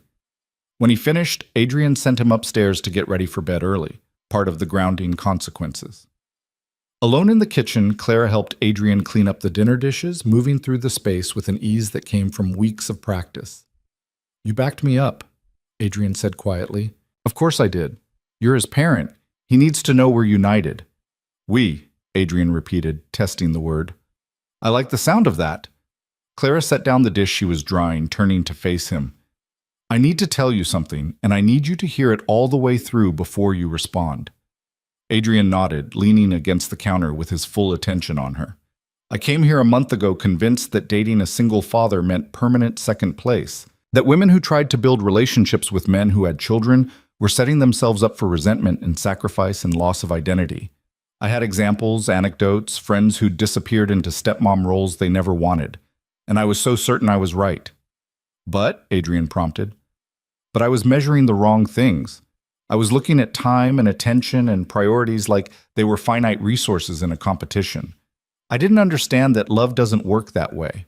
That making space for Lucas in my life doesn't mean losing myself. It means becoming a bigger version of myself. Someone who's capable of caring about a kid's dinosaur obsession and showing up for suspension conferences and defending the right to apologize without justification. Adrian reached out, taking her hand. You're not in second place, Clara. You're not competing with Lucas for my attention or affection. I know that now, but it's more than that. Clara squeezed his hand. I'm not trying to fit into your family. I'm trying to build something new with you, something where all three of us have space to be fully ourselves while also being part of something bigger. That's exactly what I wanted you to understand, Adrian said softly. I do understand, finally. And I want it. All of it. The Saturday pancakes and the school emergencies and the suspension letters, the treehouse conversations and the terrible movie nights, and Lucas's encyclopedic lectures about things I never knew I needed to know. Adrian pulled her close, and she went willingly, resting her head against his chest, where she could hear his heartbeat. The bet ends in 2 days, he murmured into her hair. I conceded last week, Claire reminded him. I was wrong. About all of it. And I was right? Clara pulled back to look at him, finding him smiling. Don't get cocky. You were right about your specific situation, but I still maintain that there are plenty of single-parent relationships that end badly. Fair enough. Adrian's smile widened. So what happens now? Now we figure out what this looks like, how we navigate the complicated reality of building a relationship while also building a family, how we handle the people who are going to have opinions about us, Adrian kissed her quiet, slow, and thorough, and when he pulled back, Clara had forgotten what she was going to say. We figure it out together, he said simply. That's how it works. Upstairs, floorboards creaked. They broke apart to find Lucas standing on the landing in his pajamas, clearly having snuck out of bed to eavesdrop. Lucas Cole, you're supposed to be in bed, Adrian called up. I know, but I needed to know if Clara was going to be my family for real now, or if she was still just observing us for the bet. Clara felt Adrian tense beside her, waiting for her answer. She looked up at Lucas, gap-toothed and earnest and so full of hope it hurt, and felt something settle into place in her chest. For real, she called up. If that's okay with you? Lucas's whoop of joy was loud enough to wake the neighbors. He thundered down the stairs, throwing himself at both of them with the enthusiasm of someone who'd been waiting his whole life for this exact moment. Does this mean you'll come to my birthday party and help me with my science project? And tell me if Dad's being unreasonable about screen time limits? I'm standing right here, Adrian protested. I know, but sometimes you need a second opinion from someone who understands modern technology. Clara laughed, holding this child who'd somehow claimed a piece of her heart she didn't know she had to give. Yes to the birthday party, yes to the science project, and we'll negotiate the screen time thing. That's fair, Lucas said seriously. Then quieter. Are you going to leave when things get hard, like Mom did? The question hung in the air, weighted with every abandonment Lucas had survived. Claire crouched down to his level, holding his gaze. I can't promise I'll never mess up or that things won't get hard, but I can promise I'm not going anywhere. When things get difficult, I'm going to stay and work through them. That's what family does. Lucas studied her face with an intensity that seemed far older than 7. Okay, I believe you. And somehow, his simple faith felt like the most important thing Clara had ever earned. Later, after Lucas had finally gone to bed and Clara was getting ready to leave, Adrian walked her to her car under a sky full of stars. You meant what you said, he said. It wasn't a question. Every word. This is going to be complicated. My ex-wife's absence is going to be a recurring theme. Lucas is going to test you to make sure you're really staying. My work schedule is unpredictable. There are going to be moments when you feel overwhelmed or doubt this decision. Clara turned to face him, one hand on her car door. I know, and I'm still choosing this. I'm choosing you and Lucas and the beautiful mess that comes with building something real. Adrian kissed her goodnight, tender and full of promise, and Clara drove home knowing that her empty apartment was going to feel even emptier now that she knew what warmth felt like. But she also knew she wouldn't be spending many more nights there alone. Because somewhere between Sunday dinners and suspension conferences, between dinosaur sandwiches and gala dates, she'd found the family she never knew she needed. The bet was over. And Clara Bennett had lost in the best possible way. The following Monday, Clara moved through her morning routine with a lightness she hadn't felt in years. Coffee tasted better, traffic seemed less oppressive. Even her reflection in the elevator doors looked different, softer somehow, less armored against the world. Marcus noticed immediately when she arrived at the office. You're smiling. At 8 in the morning, on a Monday. Should I be concerned? I'm allowed to be in a good mood, Clara said, setting down her bag. You're allowed, but it's unusual. This wouldn't have anything to do with a certain contractor and his encyclopedic son, would it? Clara felt heat rise in her cheeks. The bet's over. And I was spectacularly wrong about everything. Marcus grinned like he'd won the lottery. I knew it. Jen owes me $20. So what happens now? Are you officially dating? Is there a label? Does Lucas get to call you Mom? We're figuring it out, Clara said, but even she could hear the uncertainty in her voice. The truth was, she had no idea what happened now. They'd acknowledged their feelings, committed to trying, but the practical reality of building a relationship while also building a family felt overwhelming in the daylight clarity of her office. Adrian had texted that morning, a simple good morning, followed by a photo of Lucas's latest dinosaur drawing. This one featuring what appeared to be a T-Rex wearing Clara's signature heels. It had made her laugh, but it had also highlighted how different their worlds were. His mornings involved packed lunches and permission slips. Hers involved client presentations and strategic planning sessions. Her phone buzzed with another message, this time from Adrian himself. Lucas's school called, parent-teacher conference. Thursday at 3. Mrs. Patterson wants to discuss the suspension and some concerning behavioral patterns. Can you come? Clara stared at the message, her finger hovering over the keyboard. A parent-teacher conference was definitively stepping into family territory. It wasn't casual dating or friendly observation. It was showing up as a unit, presenting themselves to the world as people who made decisions together about a child's well-being. She typed back, I'll be there. The week that followed was a masterclass in navigating uncharted territory. Wednesday night, Clara joined them for dinner and stayed to help Lucas with his math homework, discovering that she was far better at explaining fractions than Adrian, whose construction-based analogies confused Lucas more than they helped. If you have a 2x4 and you cut it into thirds, Adrian tried. Dad, I don't know what a 2x4 is in real measurements, and you're making this harder than it needs to be, Lucas said with exasperation. Clara intervened with pizza slices and visual representations, and suddenly Lucas grasped the concept he'd been struggling with for weeks. Adrian watched from the kitchen doorway with an expression that made Clara's heart skip. "What?" she asked when Lucas ran upstairs to get his completed worksheet. "You're good at this," Adrian said quietly. "At fractions? At being here. At fitting into the spaces I can't fill. At making it look easy when I know it's not." Clara set down her pencil. "It doesn't feel hard. That's what scares me." "Why does that scare you?" "Because I keep waiting for the other shoe to drop. For the moment when I realize I'm in over my head, or you realize I'm not cut out for this, or Lucas decides he doesn't want me around anymore." Adrian crossed the kitchen and pulled her into his arms. "Those thoughts are normal, but you need to know something. Lucas has never attached to anyone this fast. Not my mom, not my sister, not any of the women I briefly dated before I stopped trying. You're different. And it's not just because you're trying hard, it's because you actually care." "I do care," Clara whispered. "So much it terrifies me." Thursday's parent-teacher conference arrived with unseasonable rain and Clara's growing anxiety. She met Adrian and Lucas in the school parking lot, Lucas chattering nervously about Mrs. Patterson's potential concerns while Adrian squeezed Clara's hand in silent solidarity. Mrs. Patterson turned out to be a woman in her 50s with shrewd eyes and a no-nonsense demeanor. She greeted them with professional warmth, gesturing to chairs arranged in a semicircle facing her desk. "Thank you all for coming," she began, her gaze moving between the three of them with obvious assessment. "I wanted to discuss Lucas's suspension, but also some broader patterns I've noticed."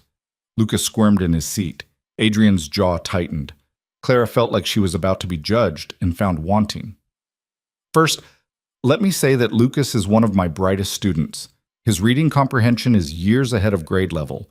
His curiosity is boundless, and his empathy for his classmates is remarkable." Mrs. Patterson smiled at Lucas, who blushed with pleasure. "However, the incident with Jeremy Morrison concerns me, not because of the violence itself, though that's serious, but because of what motivated it." "He was defending someone he cares about," Adrian said carefully. "I understand, and I've spoken with Jeremy and his mother about the comments that prompted Lucas's reaction. However, I'm concerned that Lucas is taking on emotional burdens that aren't appropriate for a 7-year-old. Clara felt something cold settle in her stomach. "What do you mean?" Mrs. Patterson turned to her directly. "Ms. Bennett, I gather you're a relatively new presence in Lucas's life, and from what I understand, you and Mr. Cole are navigating the early stages of a relationship." "That's correct," Adrian said, his voice taking on a protective edge. "Lucas has talked about you extensively in class, about how you're teaching him that families can look different from what he thought, that people who choose to stay are just as important as people who are related by blood.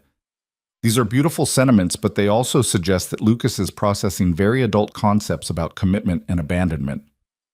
"He's processing them because he lived them," Adrian said, tension evident in every line of his body. "His mother left when he was 4. He's entitled to have complicated feelings about family and trust." "Absolutely," Mrs. Patterson agreed, "but I want to make sure he's not placing the responsibility for his emotional security on Ms. Bennett's presence. Children need stability, and if this relationship is still new and uncertain, Lucas may be setting himself up for another significant loss." The words hit Clara like a physical blow. She opened her mouth to respond, but Adrian beat her to it. "With all due respect, Mrs. Patterson, my relationship with Clara is none of the school's business, unless it directly impacts Lucas's education. Mr. Cole, I'm not trying to interfere. I'm trying to protect a vulnerable child who's already experienced abandonment. If there's any chance this relationship won't work out, it's better to maintain some distance until you're certain." Clara found her voice. "I am certain." Everyone turned to look at her. She met Mrs. Patterson's gaze steadily. "I understand your concern, and I appreciate that you're looking out for Lucas. But I need you to understand something. I'm not experimenting with this family. I'm not testing the waters or keeping my options open. I'm here because I choose to be here, because Lucas and Adrian matter to me, and because I'm committed to figuring out what this looks like for the long term. Ms. Bennett, I'm sure your intentions are good, but intentions and reality are often very different. The statistics on blended families—" "I'm aware of the statistics," Clara interrupted, her professional confidence sliding into place. "I'm also aware that statistics don't account for individual circumstances, genuine commitment, and the fact that every relationship requires risk. Yes, this could fail, but it could also succeed. And Lucas deserves adults in his life who are willing to try, rather than adults who protect themselves from potential hurt by never showing up at all. Mrs. Patterson studied her for a long moment, then turned to Lucas. "What do you think about all this?" Lucas, who'd been quiet through the entire exchange, sat up straighter. "I think Clara's not like other grown-ups who came and left. She came to my school when I was sick, even though she had important work. She took me to a fancy party and didn't get embarrassed when I asked weird questions. And when I got suspended, she didn't yell at me or tell me I was bad. She helped me understand why hitting was wrong, but also made sure I knew she wasn't leaving because I made a mistake." His voice was steady, certain in the way only children who've learned to trust can be. "I know she and Dad just started dating. I know that means it might not work out. But I also know that she's here right now, at this conference, even though she probably has important office stuff to do. And that means something." Clara felt tears threatening and blinked them back. Adrian's hand found hers under the table, squeezing tight. Mrs. Patterson's expression softened. "All right. I can see this is more serious than I initially thought. My apologies for overstepping. Lucas, my concern is for your well-being, always. I just want to make sure you have the support you need." "I have Dad," Lucas said, "and now I have Clara too. That's more support than I've ever had." The conference wrapped up shortly after, with agreements about Lucas writing a more formal apology and participating in a peer mediation session with Jeremy.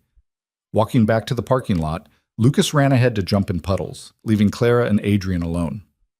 "You didn't have to defend us like that," Adrian said quietly. "Yes, I did, because she was right to be concerned, but wrong about my commitment. And I needed her to know, I needed you to know, that I'm serious about this." Adrian stopped walking, turning to face her in the rain. "Move in with us." Clara's heart stuttered. "What?" "Move in with us. Not immediately, not tomorrow, but soon. I want to wake up next to you. I want Lucas to have you there for breakfast and homework and the million small moments that make up a life. I want to stop pretending that you existing in your apartment while we exist in our house makes any sense when we all want to be together." "Adrian, that's a huge step. We've only been officially together for a week. We've been building toward this for a month. And I know it's fast, but everything about us has been fast. From the moment you made that bet, we've been accelerating toward something neither of us expected. Why slow down now?" Clara thought about her apartment. Beautiful, expensive, empty. She thought about this house. Lived in, warm, full of laughter and dinosaur facts, and the smell of Adrian's terrible coffee. She thought about Lucas jumping in puddles, unworried about getting wet because he trusted that the adults in his life would have dry clothes waiting. "I have a lease until July," she heard herself say. "So we have time to do this right, to let Lucas adjust to the idea, to figure out logistics, to make sure this is what you really want." "It's what I want," Clara said, certain despite the fear. "But I need you to know, I've never lived with anyone before. I've never had to compromise on space or routines or any of the million things that come with sharing a life. I'm going to mess this up sometimes." "So will I," Adrian said, pulling her close despite the rain soaking through both their jackets. "That's what relationships are. Two imperfect people choosing each other anyway." Lucas came running back, drenched and delighted. "Are you guys kissing in the rain? That's so romantic. Like in the movies Dad won't let me watch because they're rated PG-13. "We're having a conversation," Adrian corrected, but he was smiling. "A conversation where you're standing really close and looking at each other like you're about to kiss," Lucas observed with 7-year-old accuracy. "It's fine. I don't mind. Mrs. Patterson says healthy displays of affection model positive relationships for children." Clara laughed, genuinely and freely. "Your teacher says a lot of things." "She's very wise. Except about you. She was wrong about you leaving." "Yeah," Clara agreed, ruffling his wet hair. She was. The decision to move in together unleashed a cascade of practical complications. Claire's apartment required 3 months' notice to break the lease. Adrian's house needed reorganization to accommodate another adult's belongings. Lucas needed time to adjust to the idea that Clara would be a permanent fixture rather than a frequent visitor. They agreed on a timeline. Clara would give notice immediately, spend the next 3 months gradually moving her things in, and officially relocate in July. It gave them time to navigate the reality of building a life together while also maintaining some independence during the transition. The first challenge came from an unexpected source. 2 weeks into their official relationship, Clara's mother called. Clara had mentioned Adrian and Lucas casually in previous conversations, but she'd downplayed the seriousness of the relationship, knowing her mother's opinions about appropriate timelines and traditional family structures. Now, with moving in on the horizon, she couldn't avoid the conversation any longer. "You're moving in with a man you've known for 6 weeks? And his child?" Her mother's voice carried the particular disappointment only mothers can achieve. "I've known him for 2 months, and yes."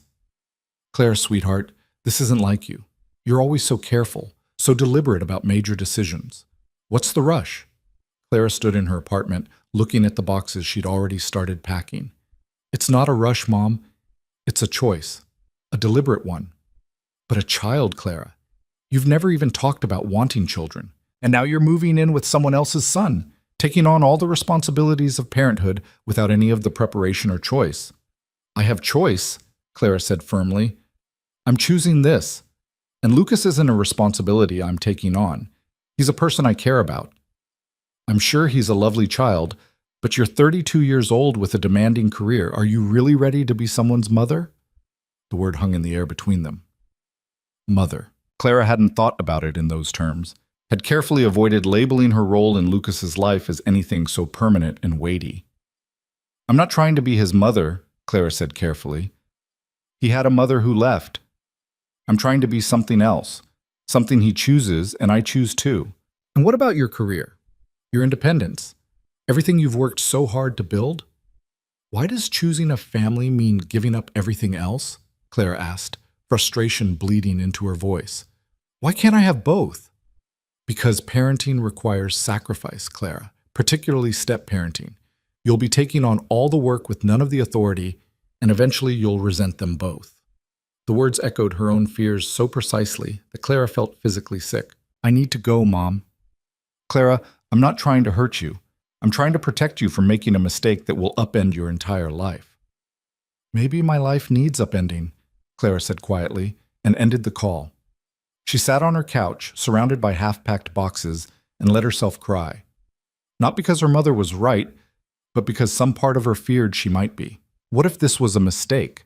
What if she was sacrificing her hard-won independence for a relationship that would consume her identity? What if she woke up in a year and realized she'd lost herself entirely? Her phone rang, Adrian's name on the screen. "Hey," she answered, trying to sound normal. "What's wrong?" he asked immediately. "Nothing. I'm fine." "Clara, I can hear it in your voice. What happened?" She hesitated, then told him about the conversation with her mother, about the fears that had been lurking beneath her certainty. "Come over," Adrian said simply. "It's 9 o'clock on a Wednesday." "I know what time it is. Come over anyway." 30 minutes later, Clara stood in Adrian's kitchen while he made tea, terrible tea, because he always steeped it too long, but the gesture mattered more than the quality. Lucas was already asleep upstairs, and the house had that quiet nighttime peace that Clara had come to love. "Your mother's afraid for you," Adrian said, handing her a mug. "That's what parents do. They see all the ways their children might get hurt and try to prevent it. She thinks I'm making a mistake. Maybe she's right." Clara looked up sharply. "What?" Adrian sat beside her at the kitchen table, his expression serious. "Maybe this is a mistake. Maybe you'll move in and realize that living with a 7-year-old is exhausting and messy and nothing like what you imagined. Maybe you'll resent the school pickups and homework battles and the way your life is no longer entirely your own. Maybe in 6 months or a year, you'll wake up and realize you made a terrible error." "Why are you saying this?" "Because I need you to know that I've thought about it too. That I worry about the same things your mother worries about. That I'm terrified of you waking up one day and realizing that what you thought you wanted isn't what you actually want." Clara set down her tea, her hands shaking. "Then why did you ask me to move in?" "Because the alternative, protecting myself from potential hurt by never letting you fully into our lives, is worse than the risk. Because Lucas already loves you, and I'm already in love with you, and we can either be afraid of what might go wrong, or we can commit to working through it when it does." The words settled around them like snow. "I'm already in love with you." Adrian had said it so casually, like it was an established fact rather than a declaration. "You love me," Clara repeated, testing the words. "I love you," Adrian confirmed. "I have for weeks, probably since you stayed with Lucas when he was sick, and I came home to find you both asleep on the couch. Maybe before that. Time's kind of irrelevant when you know." Clara felt tears spilling over, but this time they weren't from fear. "I love you too. Both of you, so much it scares me." "Good. It should scare you. Love is terrifying when it's real." Adrian reached across the table, taking her hands. "But here's what I need you to understand. You're not giving up your career or your independence by being here. You're expanding your life to include us. That's addition, not subtraction." "Your life is so different from mine," Clara said. "Your mornings involve school pickups and packed lunches. Mine involve client presentations and strategic planning. How do we make those worlds fit together?" "The same way we've been making them fit for the past 2 months, with communication, compromise, and the understanding that both our lives matter. Clara, I don't want you to disappear into our family. I want you to bring your whole self, career ambitions, late work nights, important meetings, and trust that we'll figure out how to accommodate it all. And when it gets hard, we talk about it, we adjust, we don't run." Adrian pulled her closer. "But you have to trust that I'm committed to making space for all of you, not just the parts that are convenient." Clara leaned into him, breathing in sawdust and peppermint and the particular scent that meant home. "I'm still scared." "Me too. But I'm more scared of missing out on this than I am of it being difficult." They sat there in the quiet kitchen, holding each other while the house settled around them. Upstairs, Lucas coughed in his sleep. Outside, a car drove past, its headlights briefly illuminating the room. These small, ordinary moments, this was what Clara was choosing. Not the grand gestures or romantic declarations, but the daily reality of building a life with people who mattered. "Stay tonight," Adrian said quietly. "Not in the guest room, with me." Clara pulled back to look at him. "Lucas, we'll be fine. He knows we're together, and I want to wake up next to you, just once before you officially move in, so I know what I'm working toward." Clara thought about her empty apartment, about the boxes waiting to be packed, about her mother's warnings and her own fears. Then she thought about Adrian's arms around her, and Lucas's dinosaur drawings on the refrigerator, and the life they were building together despite the risk. "Okay," she said. "I'll stay." That night, lying in Adrian's bed with his arm around her waist and the sound of Lucas's soft breathing down the hall, Clara felt something settle in her chest. This was real. This was happening. And yes, it was terrifying, but it was also the most right thing she'd ever done. The next morning, she woke to Lucas standing in the doorway, staring at them with wide eyes. "You're in Dad's bed," he said, as if this was the most shocking development in recorded history.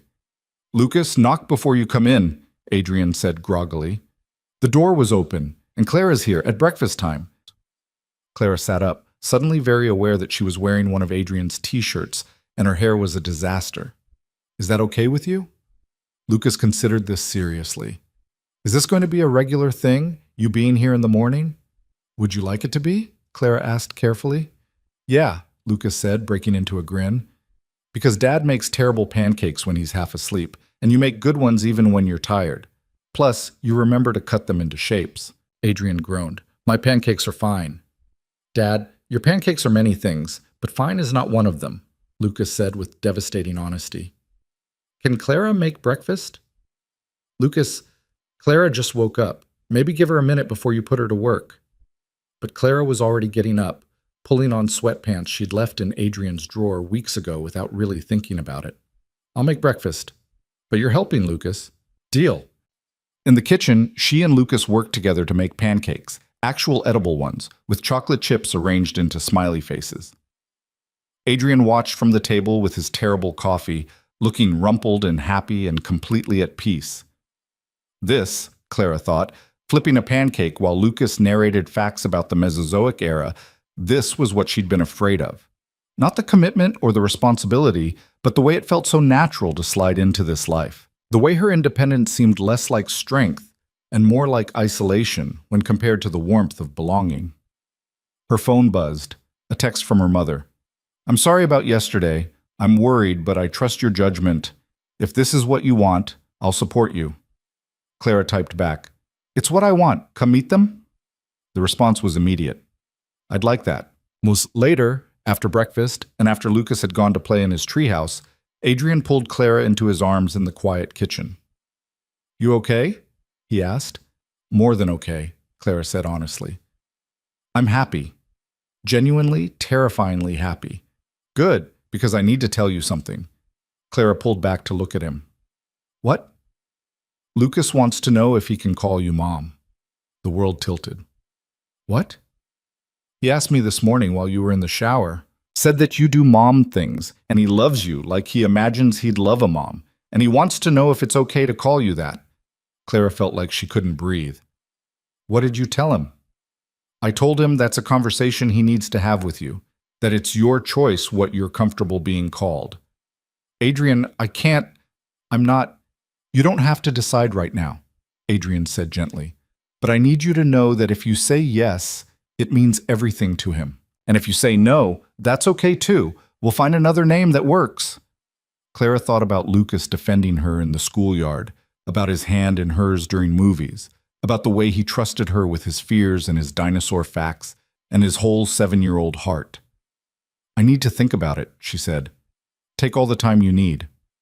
But that evening, when Lucas came in from playing and asked if they could work on his science project together, Clara knew her answer. Because watching him explain photosynthesis with passionate intensity, seeing the way he looked at her like she held all the answers, feeling the weight of his trust, it was already there. The title didn't matter as much as the reality of what they'd become to each other. Lucas, she said when they'd finished the project, your dad said you wanted to talk to me about something. Lucas looked down at his hands, suddenly shy. It's okay if you say no. Dad said I had to respect whatever you decided. What did you want to ask me? Lucas took a deep breath, gathering courage. Can I call you Mom? Not all the time, maybe. Just sometimes when it feels right. Because you do mom stuff, and I love you like a mom, and it feels weird calling you Clara when you're going to live here and be part of our family for real. Clara felt tears welling up. Lucas, your mom is still your mom. Even though she's not here, I don't want to replace her. You're not replacing her, Lucas said with the wisdom of someone who'd thought this through carefully. She's my birth mom, but you're my choice mom, the one who stayed and wanted to be here. That's different, but it's just as important, maybe more important. Clara pulled him into a hug, this child who'd somehow taught her what family really meant. Yes, she whispered. You can call me Mom if you want to. Lucas's arms tightened around her. Thanks, Mom. And just like that, Clara Bennett became something she'd never planned to be, a mother to a 7-year-old with encyclopedic dinosaur knowledge, and a father who made terrible pancakes in a family that chose each other despite the risk. When Adrian came upstairs and found them sitting together on Lucas's bed, looking at pictures of the Burgess Shale, he paused in the doorway. Everything okay? He asked. Lucas looked up with a grin. Yeah, Mom's helping me with my research. Adrian's eyes met Clara's over Lucas's head, and the love she saw there was enough to chase away every remaining doubt. This was real. This was happening, and Clara was finally, completely, choosing it. The weeks that followed, Lucas calling her mom for the first time passed in a blur of ordinary miracles. Clara officially gave notice on her apartment, began the slow process of merging 2 lives into one shared space, and discovered that loving someone's child felt less like sacrifice and more like expansion. Her world hadn't shrunk to accommodate them. It had grown to include soccer practice and spelling tests, and the particular chaos of a 7-year-old's birthday party planning. Lucas's 8th birthday fell on a Saturday in late June, 3 weeks before Clara's official move-in date.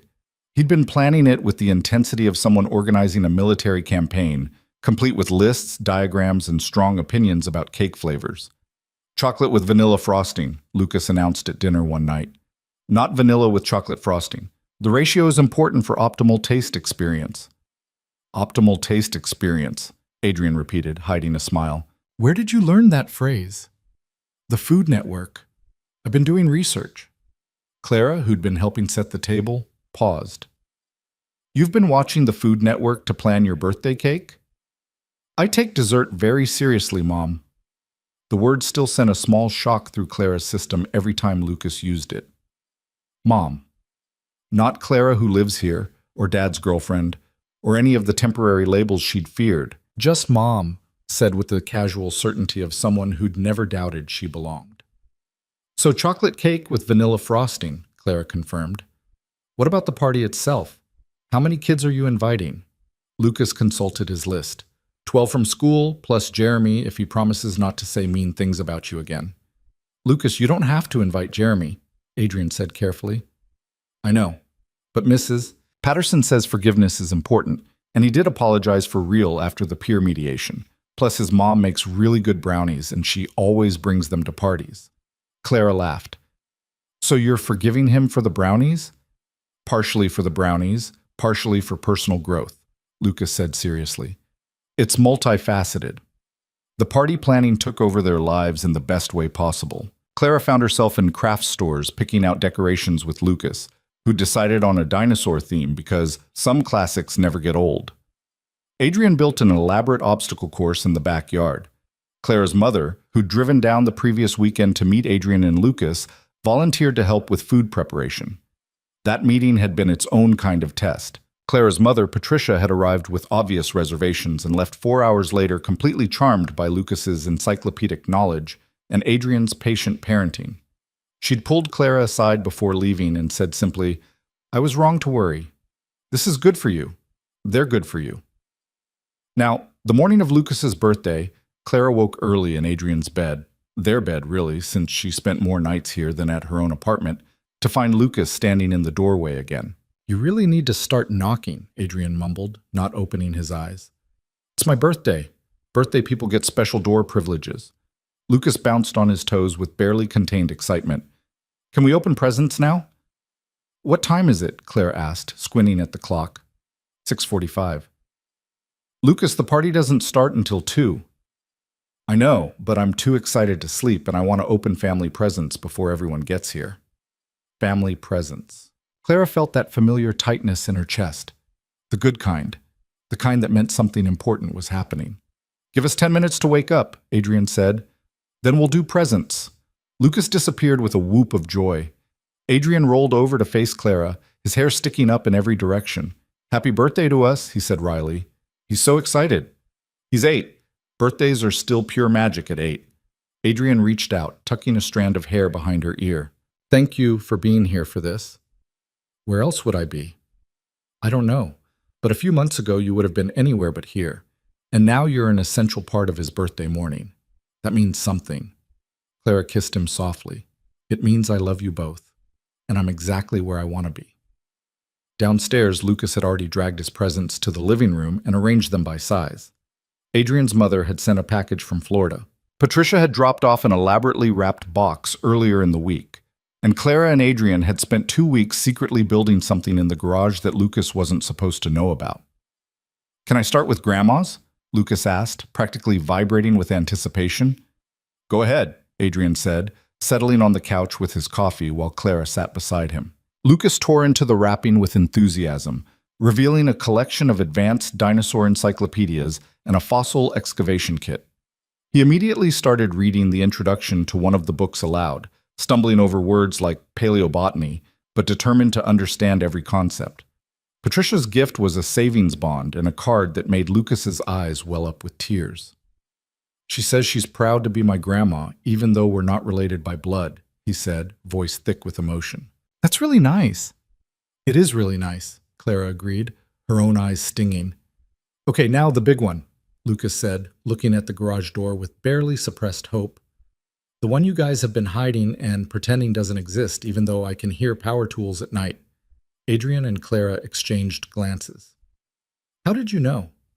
Dad, I'm 8 now. I'm basically a genius. Also, you left sawdust on the garage floor. Adrian laughed, shaking his head. All right, close your eyes. Lucas squeezed his eyes shut, practically bouncing with excitement. Adrian went to the garage and returned pushing something covered with a sheet. Clara helped him position it in the living room. Okay, open. Lucas opened his eyes, and Adrian pulled off the sheet.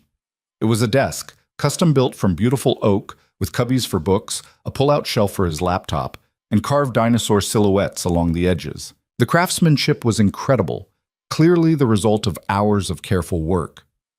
"Dad," Lucas breathed, running his hands over the smooth wood. "You made this?" "We both did," Adrian said, nodding toward Clara. "Well, I did the construction. Clara did the design and the carving. Turns out she's pretty good with detail work." Lucas looked at Clara with awe.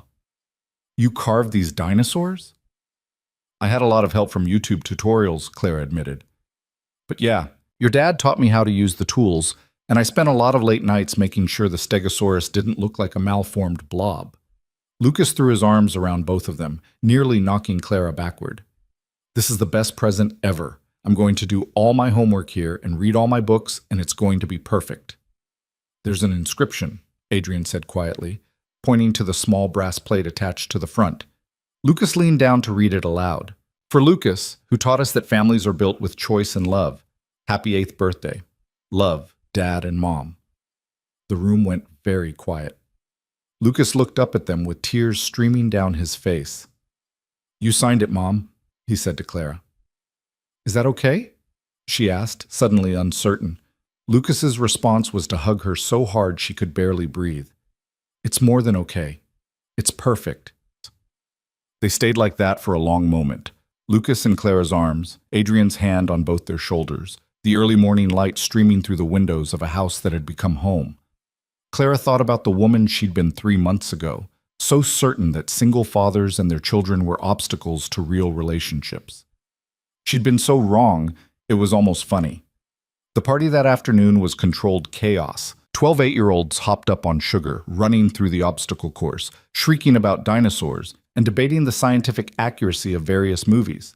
Jeremy showed up with his mother and a plate of brownies, apologized to Clara again with obvious sincerity, and then proceeded to become Lucas's partner in an elaborate paleontology-themed scavenger hunt. Clara's colleagues from work had been invited too.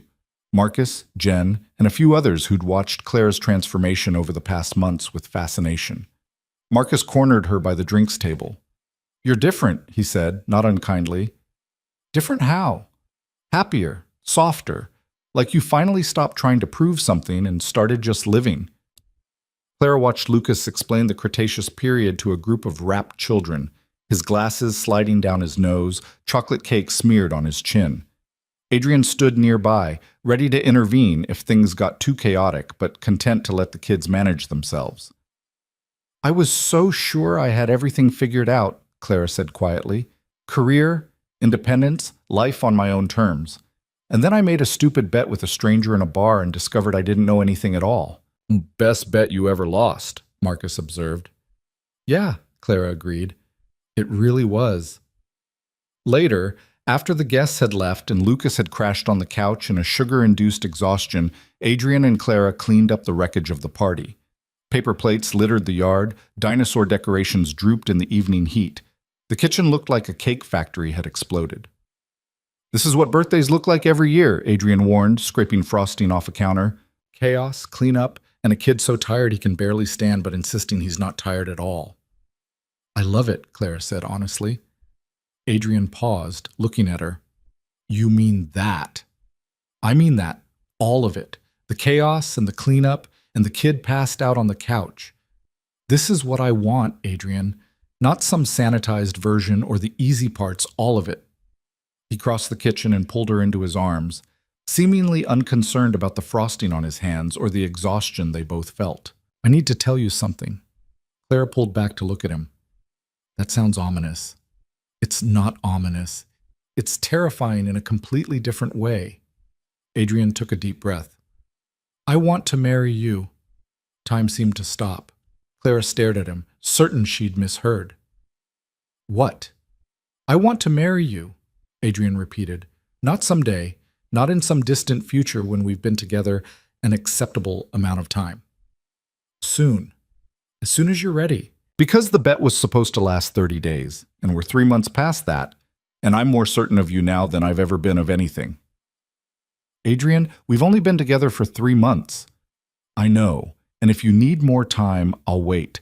But Clara, I knew I wanted this when you stayed with Lucas while he was sick. I knew it when you showed up to his suspension conference. I knew it when you learned to carve dinosaurs into a desk, because it would make him happy. This isn't sudden for me. This is the most certain thing in my life. Clara felt tears welling up. I've never been married. Never even came close. I don't know how to be a wife. You didn't know how to be a mom either, and look how that turned out. Adrian smiled gently. Clara, you don't have to know how.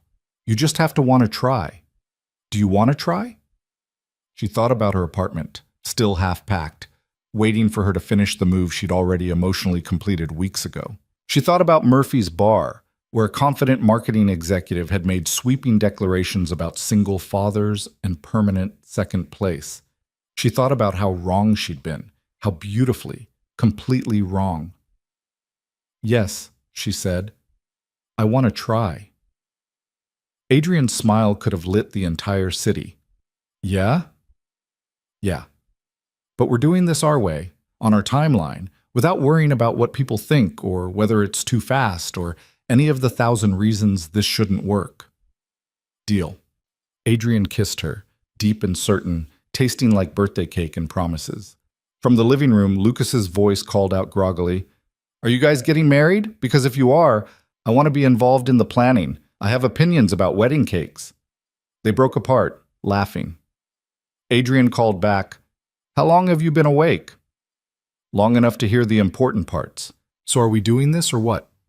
Claire and Adrian walked into the living room to find Lucas sitting up, his hair sticking up at impossible angles, looking more alert than any sugar-crashed 8-year-old should.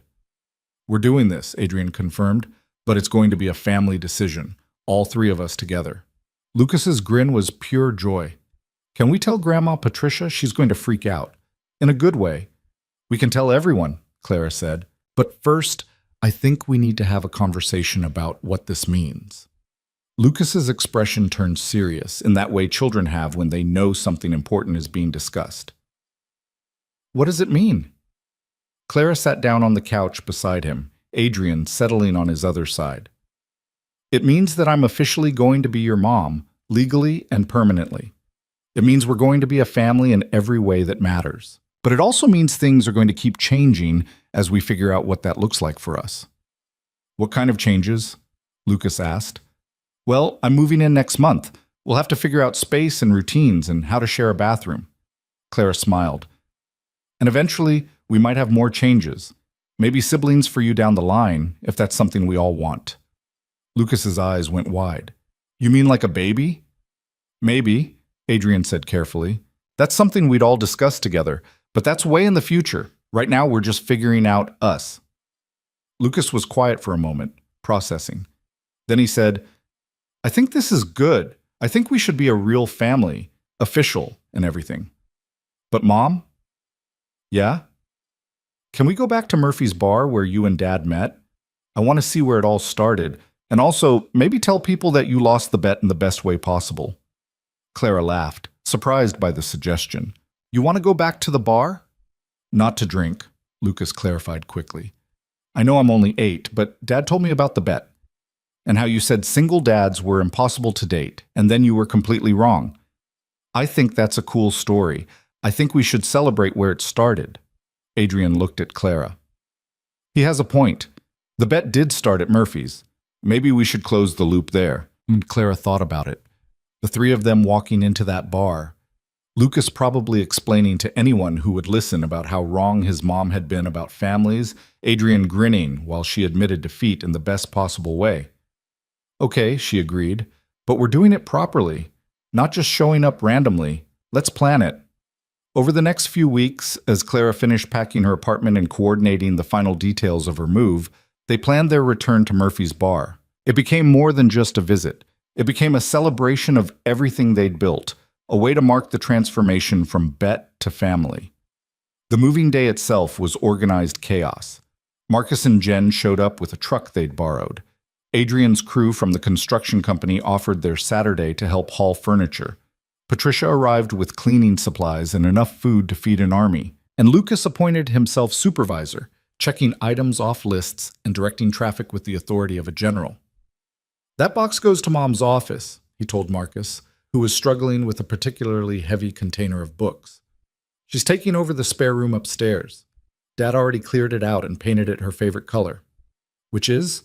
Marcus asked, wiping sweat from his forehead. Sage green. She says it's calming and helps her think. Lucas consulted his clipboard. Also, be careful with that box. It has her awards in it, and she's very proud of them, even though she pretends she's not. By evening, Claire's apartment was empty, and Adrian's house was full. Her clothes hung in the closet beside his. Her books filled the shelves alongside Lucas's dinosaur encyclopedias and Adrian's thriller novels.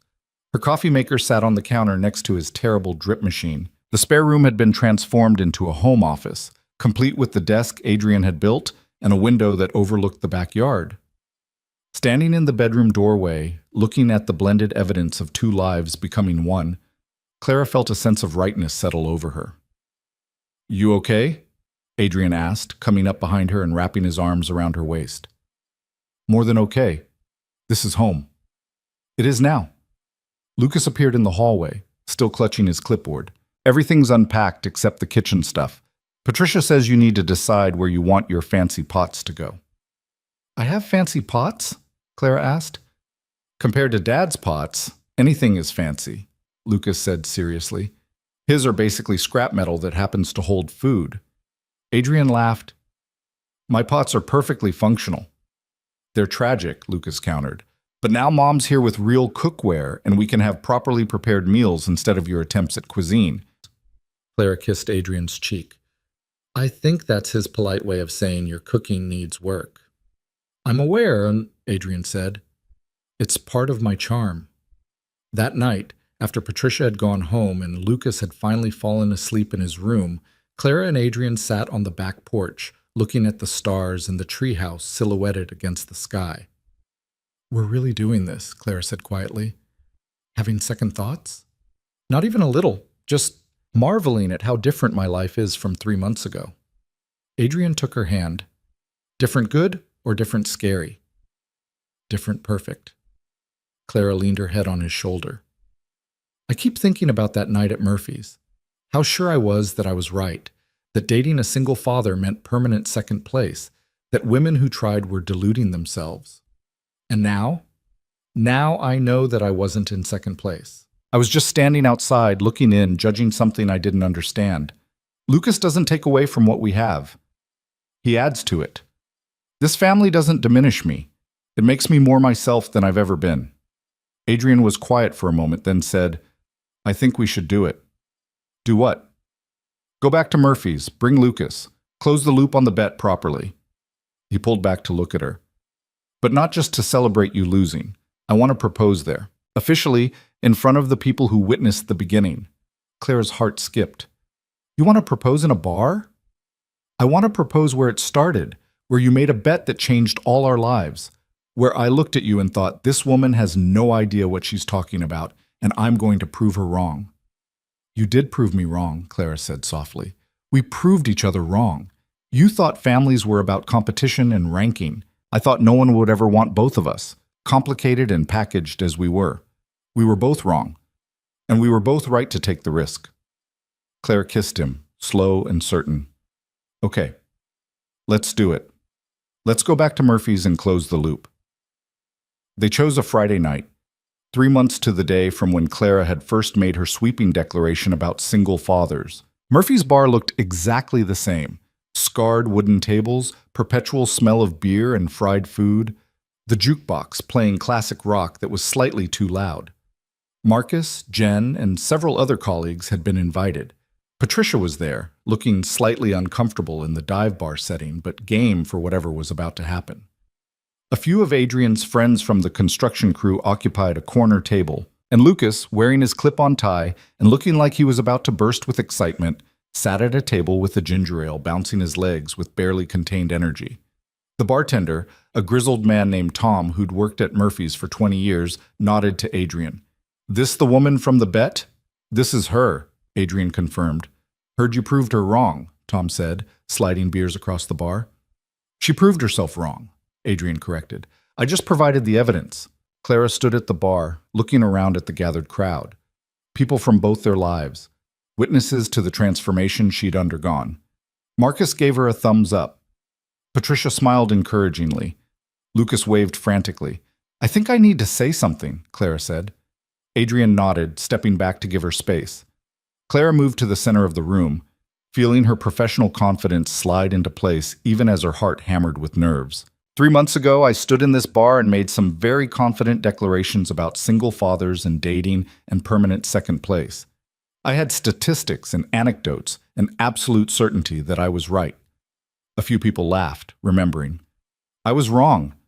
Spectacularly, completely, beautifully wrong. Because I was measuring the wrong things. I thought love was about competition, about rankings and priorities and who comes first. But love isn't a competition, it's an expansion. It's making space for people to matter in different ways, all of them important, none of them diminishing the others. She looked at Lucas, who was watching her with rapt attention. I came here to prove that dating a single father meant sacrifice and loss of identity. Instead, I discovered that loving someone's child doesn't make you smaller. It makes you bigger, braver, more capable of joy than you ever knew you could be. Clara turned to Adrian, who was watching her with an expression that made her heart ache in the best way. You took my bet. You invited me into your life and let me see what family really looks like. Not perfect, not easy, but real and worth fighting for. Adrian stepped forward, and Clara saw him reach into his pocket. Her breath caught. Clara Bennett, Adrian said, his voice carrying across the suddenly quiet bar. You challenged me to prove you wrong, and I did. But you did something more important. You admitted when you were wrong and chose to stay anyway. You chose us, complications and all. Now I'm asking you to choose us permanently. He dropped to one knee, pulling out a small velvet box. Inside was a ring, simple, elegant, exactly what Clara would have chosen for herself. Lucas was suddenly beside them, holding his own small box. And I'm asking too, he said, opening it to reveal a silver necklace with a small dinosaur pendant. Because you're not just marrying Dad, you're marrying both of us. We're a package deal. Clara felt tears streaming down her face. Around them, people had pulled out phones to record the moment. Patricia was crying openly. Marcus was grinning like he'd won the lottery. Will you marry us? Adrian asked. Build a life with us? Be our family, officially and forever? Clara looked at Adrian's patient strength, at Lucas's hopeful face, at the life they were offering her, messy and complicated and more real than anything she'd planned for herself. Yes, she said, her voice breaking. Yes to both of you. Yes to all of it. Adrian slipped the ring onto her finger. Lucas fastened the necklace around her neck. And then they were all hugging, laughing, and crying at once, while the bar erupted in cheers and Tom the bartender rang the bell behind the bar. The bet is officially over, Adrian announced to the crowd, and we all won. Marcus raised his beer. To Clara, who learned that being wrong is sometimes the best thing that can happen to you. To family, Jen added, however you build it. To second chances, Patricia said quietly, and people brave enough to take them. Lucas climbed onto a chair, his ginger ale held high. To Mom and Dad and me being a real family forever and ever. The bar rang with voices joining the toast. Clara stood in the center of it all, engaged, surrounded by people who loved her, wearing a dinosaur necklace and a ring that meant promises and futures, and felt more herself than she'd ever been. Later, as the celebration wound down and people began to leave, Lucas tugged on Clara's sleeve. Can I tell them about the bet now? Everyone who wasn't here the first time? Tell them what? Clara asked. About how you said single dads were impossible, and then Dad proved you wrong and now you're getting married. It's a good story. Adrian laughed. It is a good story. Tell them whatever you want, Clara said, ruffling Lucas's hair. It's our story now. All three of us. Walking out of Murphy's bar that night, Clara paused to look back at the place where everything had started. A confident marketing executive had walked in 3 months ago, certain of her opinions and secure in her independence. A different woman was walking out, still confident, still independent, but now also a mother, a fiancée, a person who'd learned that the best things in life come from being brave enough to admit when you're wrong. You okay? Adrian asked, Lucas already climbing into the truck. I'm perfect, Clara said honestly. I'm home. And she was. Not in a building or a location, but in the family they'd chosen to build together. Imperfect, unexpected, and exactly right. 6 months later, they stood in Adrian's backyard under a simple arch that Adrian had built and Lucas had decorated with, obviously, dinosaur garlands. The guest list was small, family and close friends who'd witnessed their journey from bet to belonging. Lucas stood beside Adrian as best man, his clip-on tie perfectly straight for once, holding the rings with the seriousness of someone who understood exactly how important this moment was. Clara wore a simple dress, sage green like her office walls, with a small dinosaur necklace that Lucas had given her on proposal night.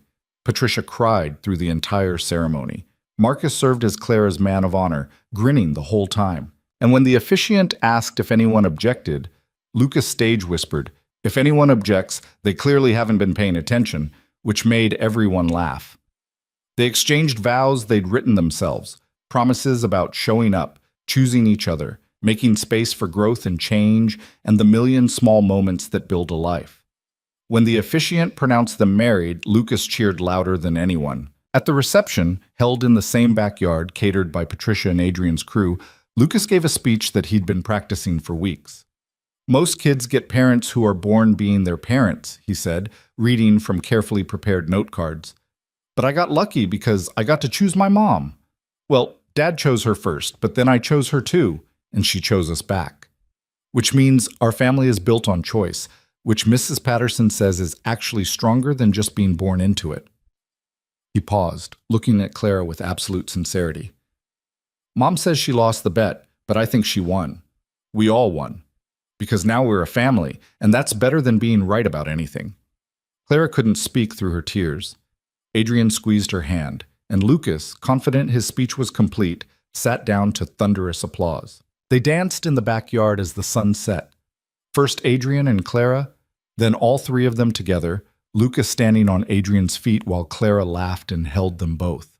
Friends and family danced around them, celebrating not just a wedding, but the beautiful improbability of how they'd gotten there. Later, after the guests had left and Lucas had fallen asleep on the couch, still wearing his tie, Clara and Adrian sat on the back porch where they'd sat so many times before. "We did it," Adrian said quietly. "We did," Clara agreed. "Against all odds and logical timelines, we actually did it." "Any regrets?" Clara thought about the marketing executive who'd walked into Murphy's bar so certain she knew everything about love and family and what she wanted from life. She thought about how wrong that woman had been and how right it felt to be wrong.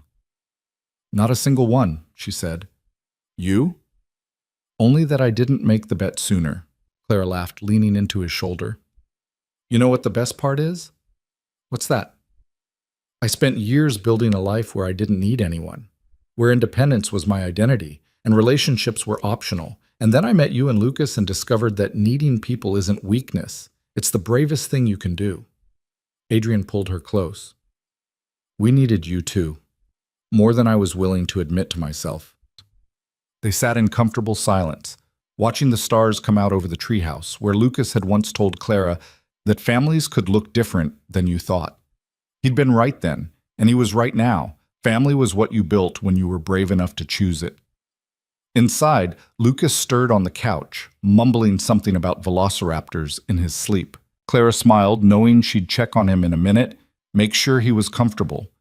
Maybe carry him up to bed the way she'd done dozens of times now. This was her life now. Not the one she'd planned, but the one she'd chosen. And it was better than anything she could have imagined when she'd made that confident proclamation in a bar 3 months ago. The bet had been about proving a point, but what Clara had discovered was something far more valuable, that love wasn't about first place or second place or any kind of ranking at all. It was about making space for people to matter in ways you never knew you needed, about showing up when things got hard, about choosing each other every single day. She'd lost the bet in the best possible way. And in losing, she'd won everything that mattered. Years from then, when people asked how they met, Lucas would tell the story with theatrical flair, about the woman who thought single fathers were impossible to date, the dad who proved her wrong, and the bet that became a family.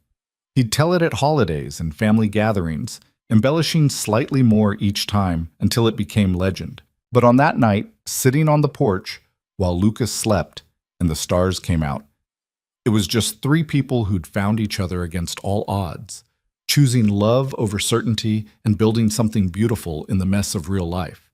Clara Bennett had spent 32 years being right about almost everything.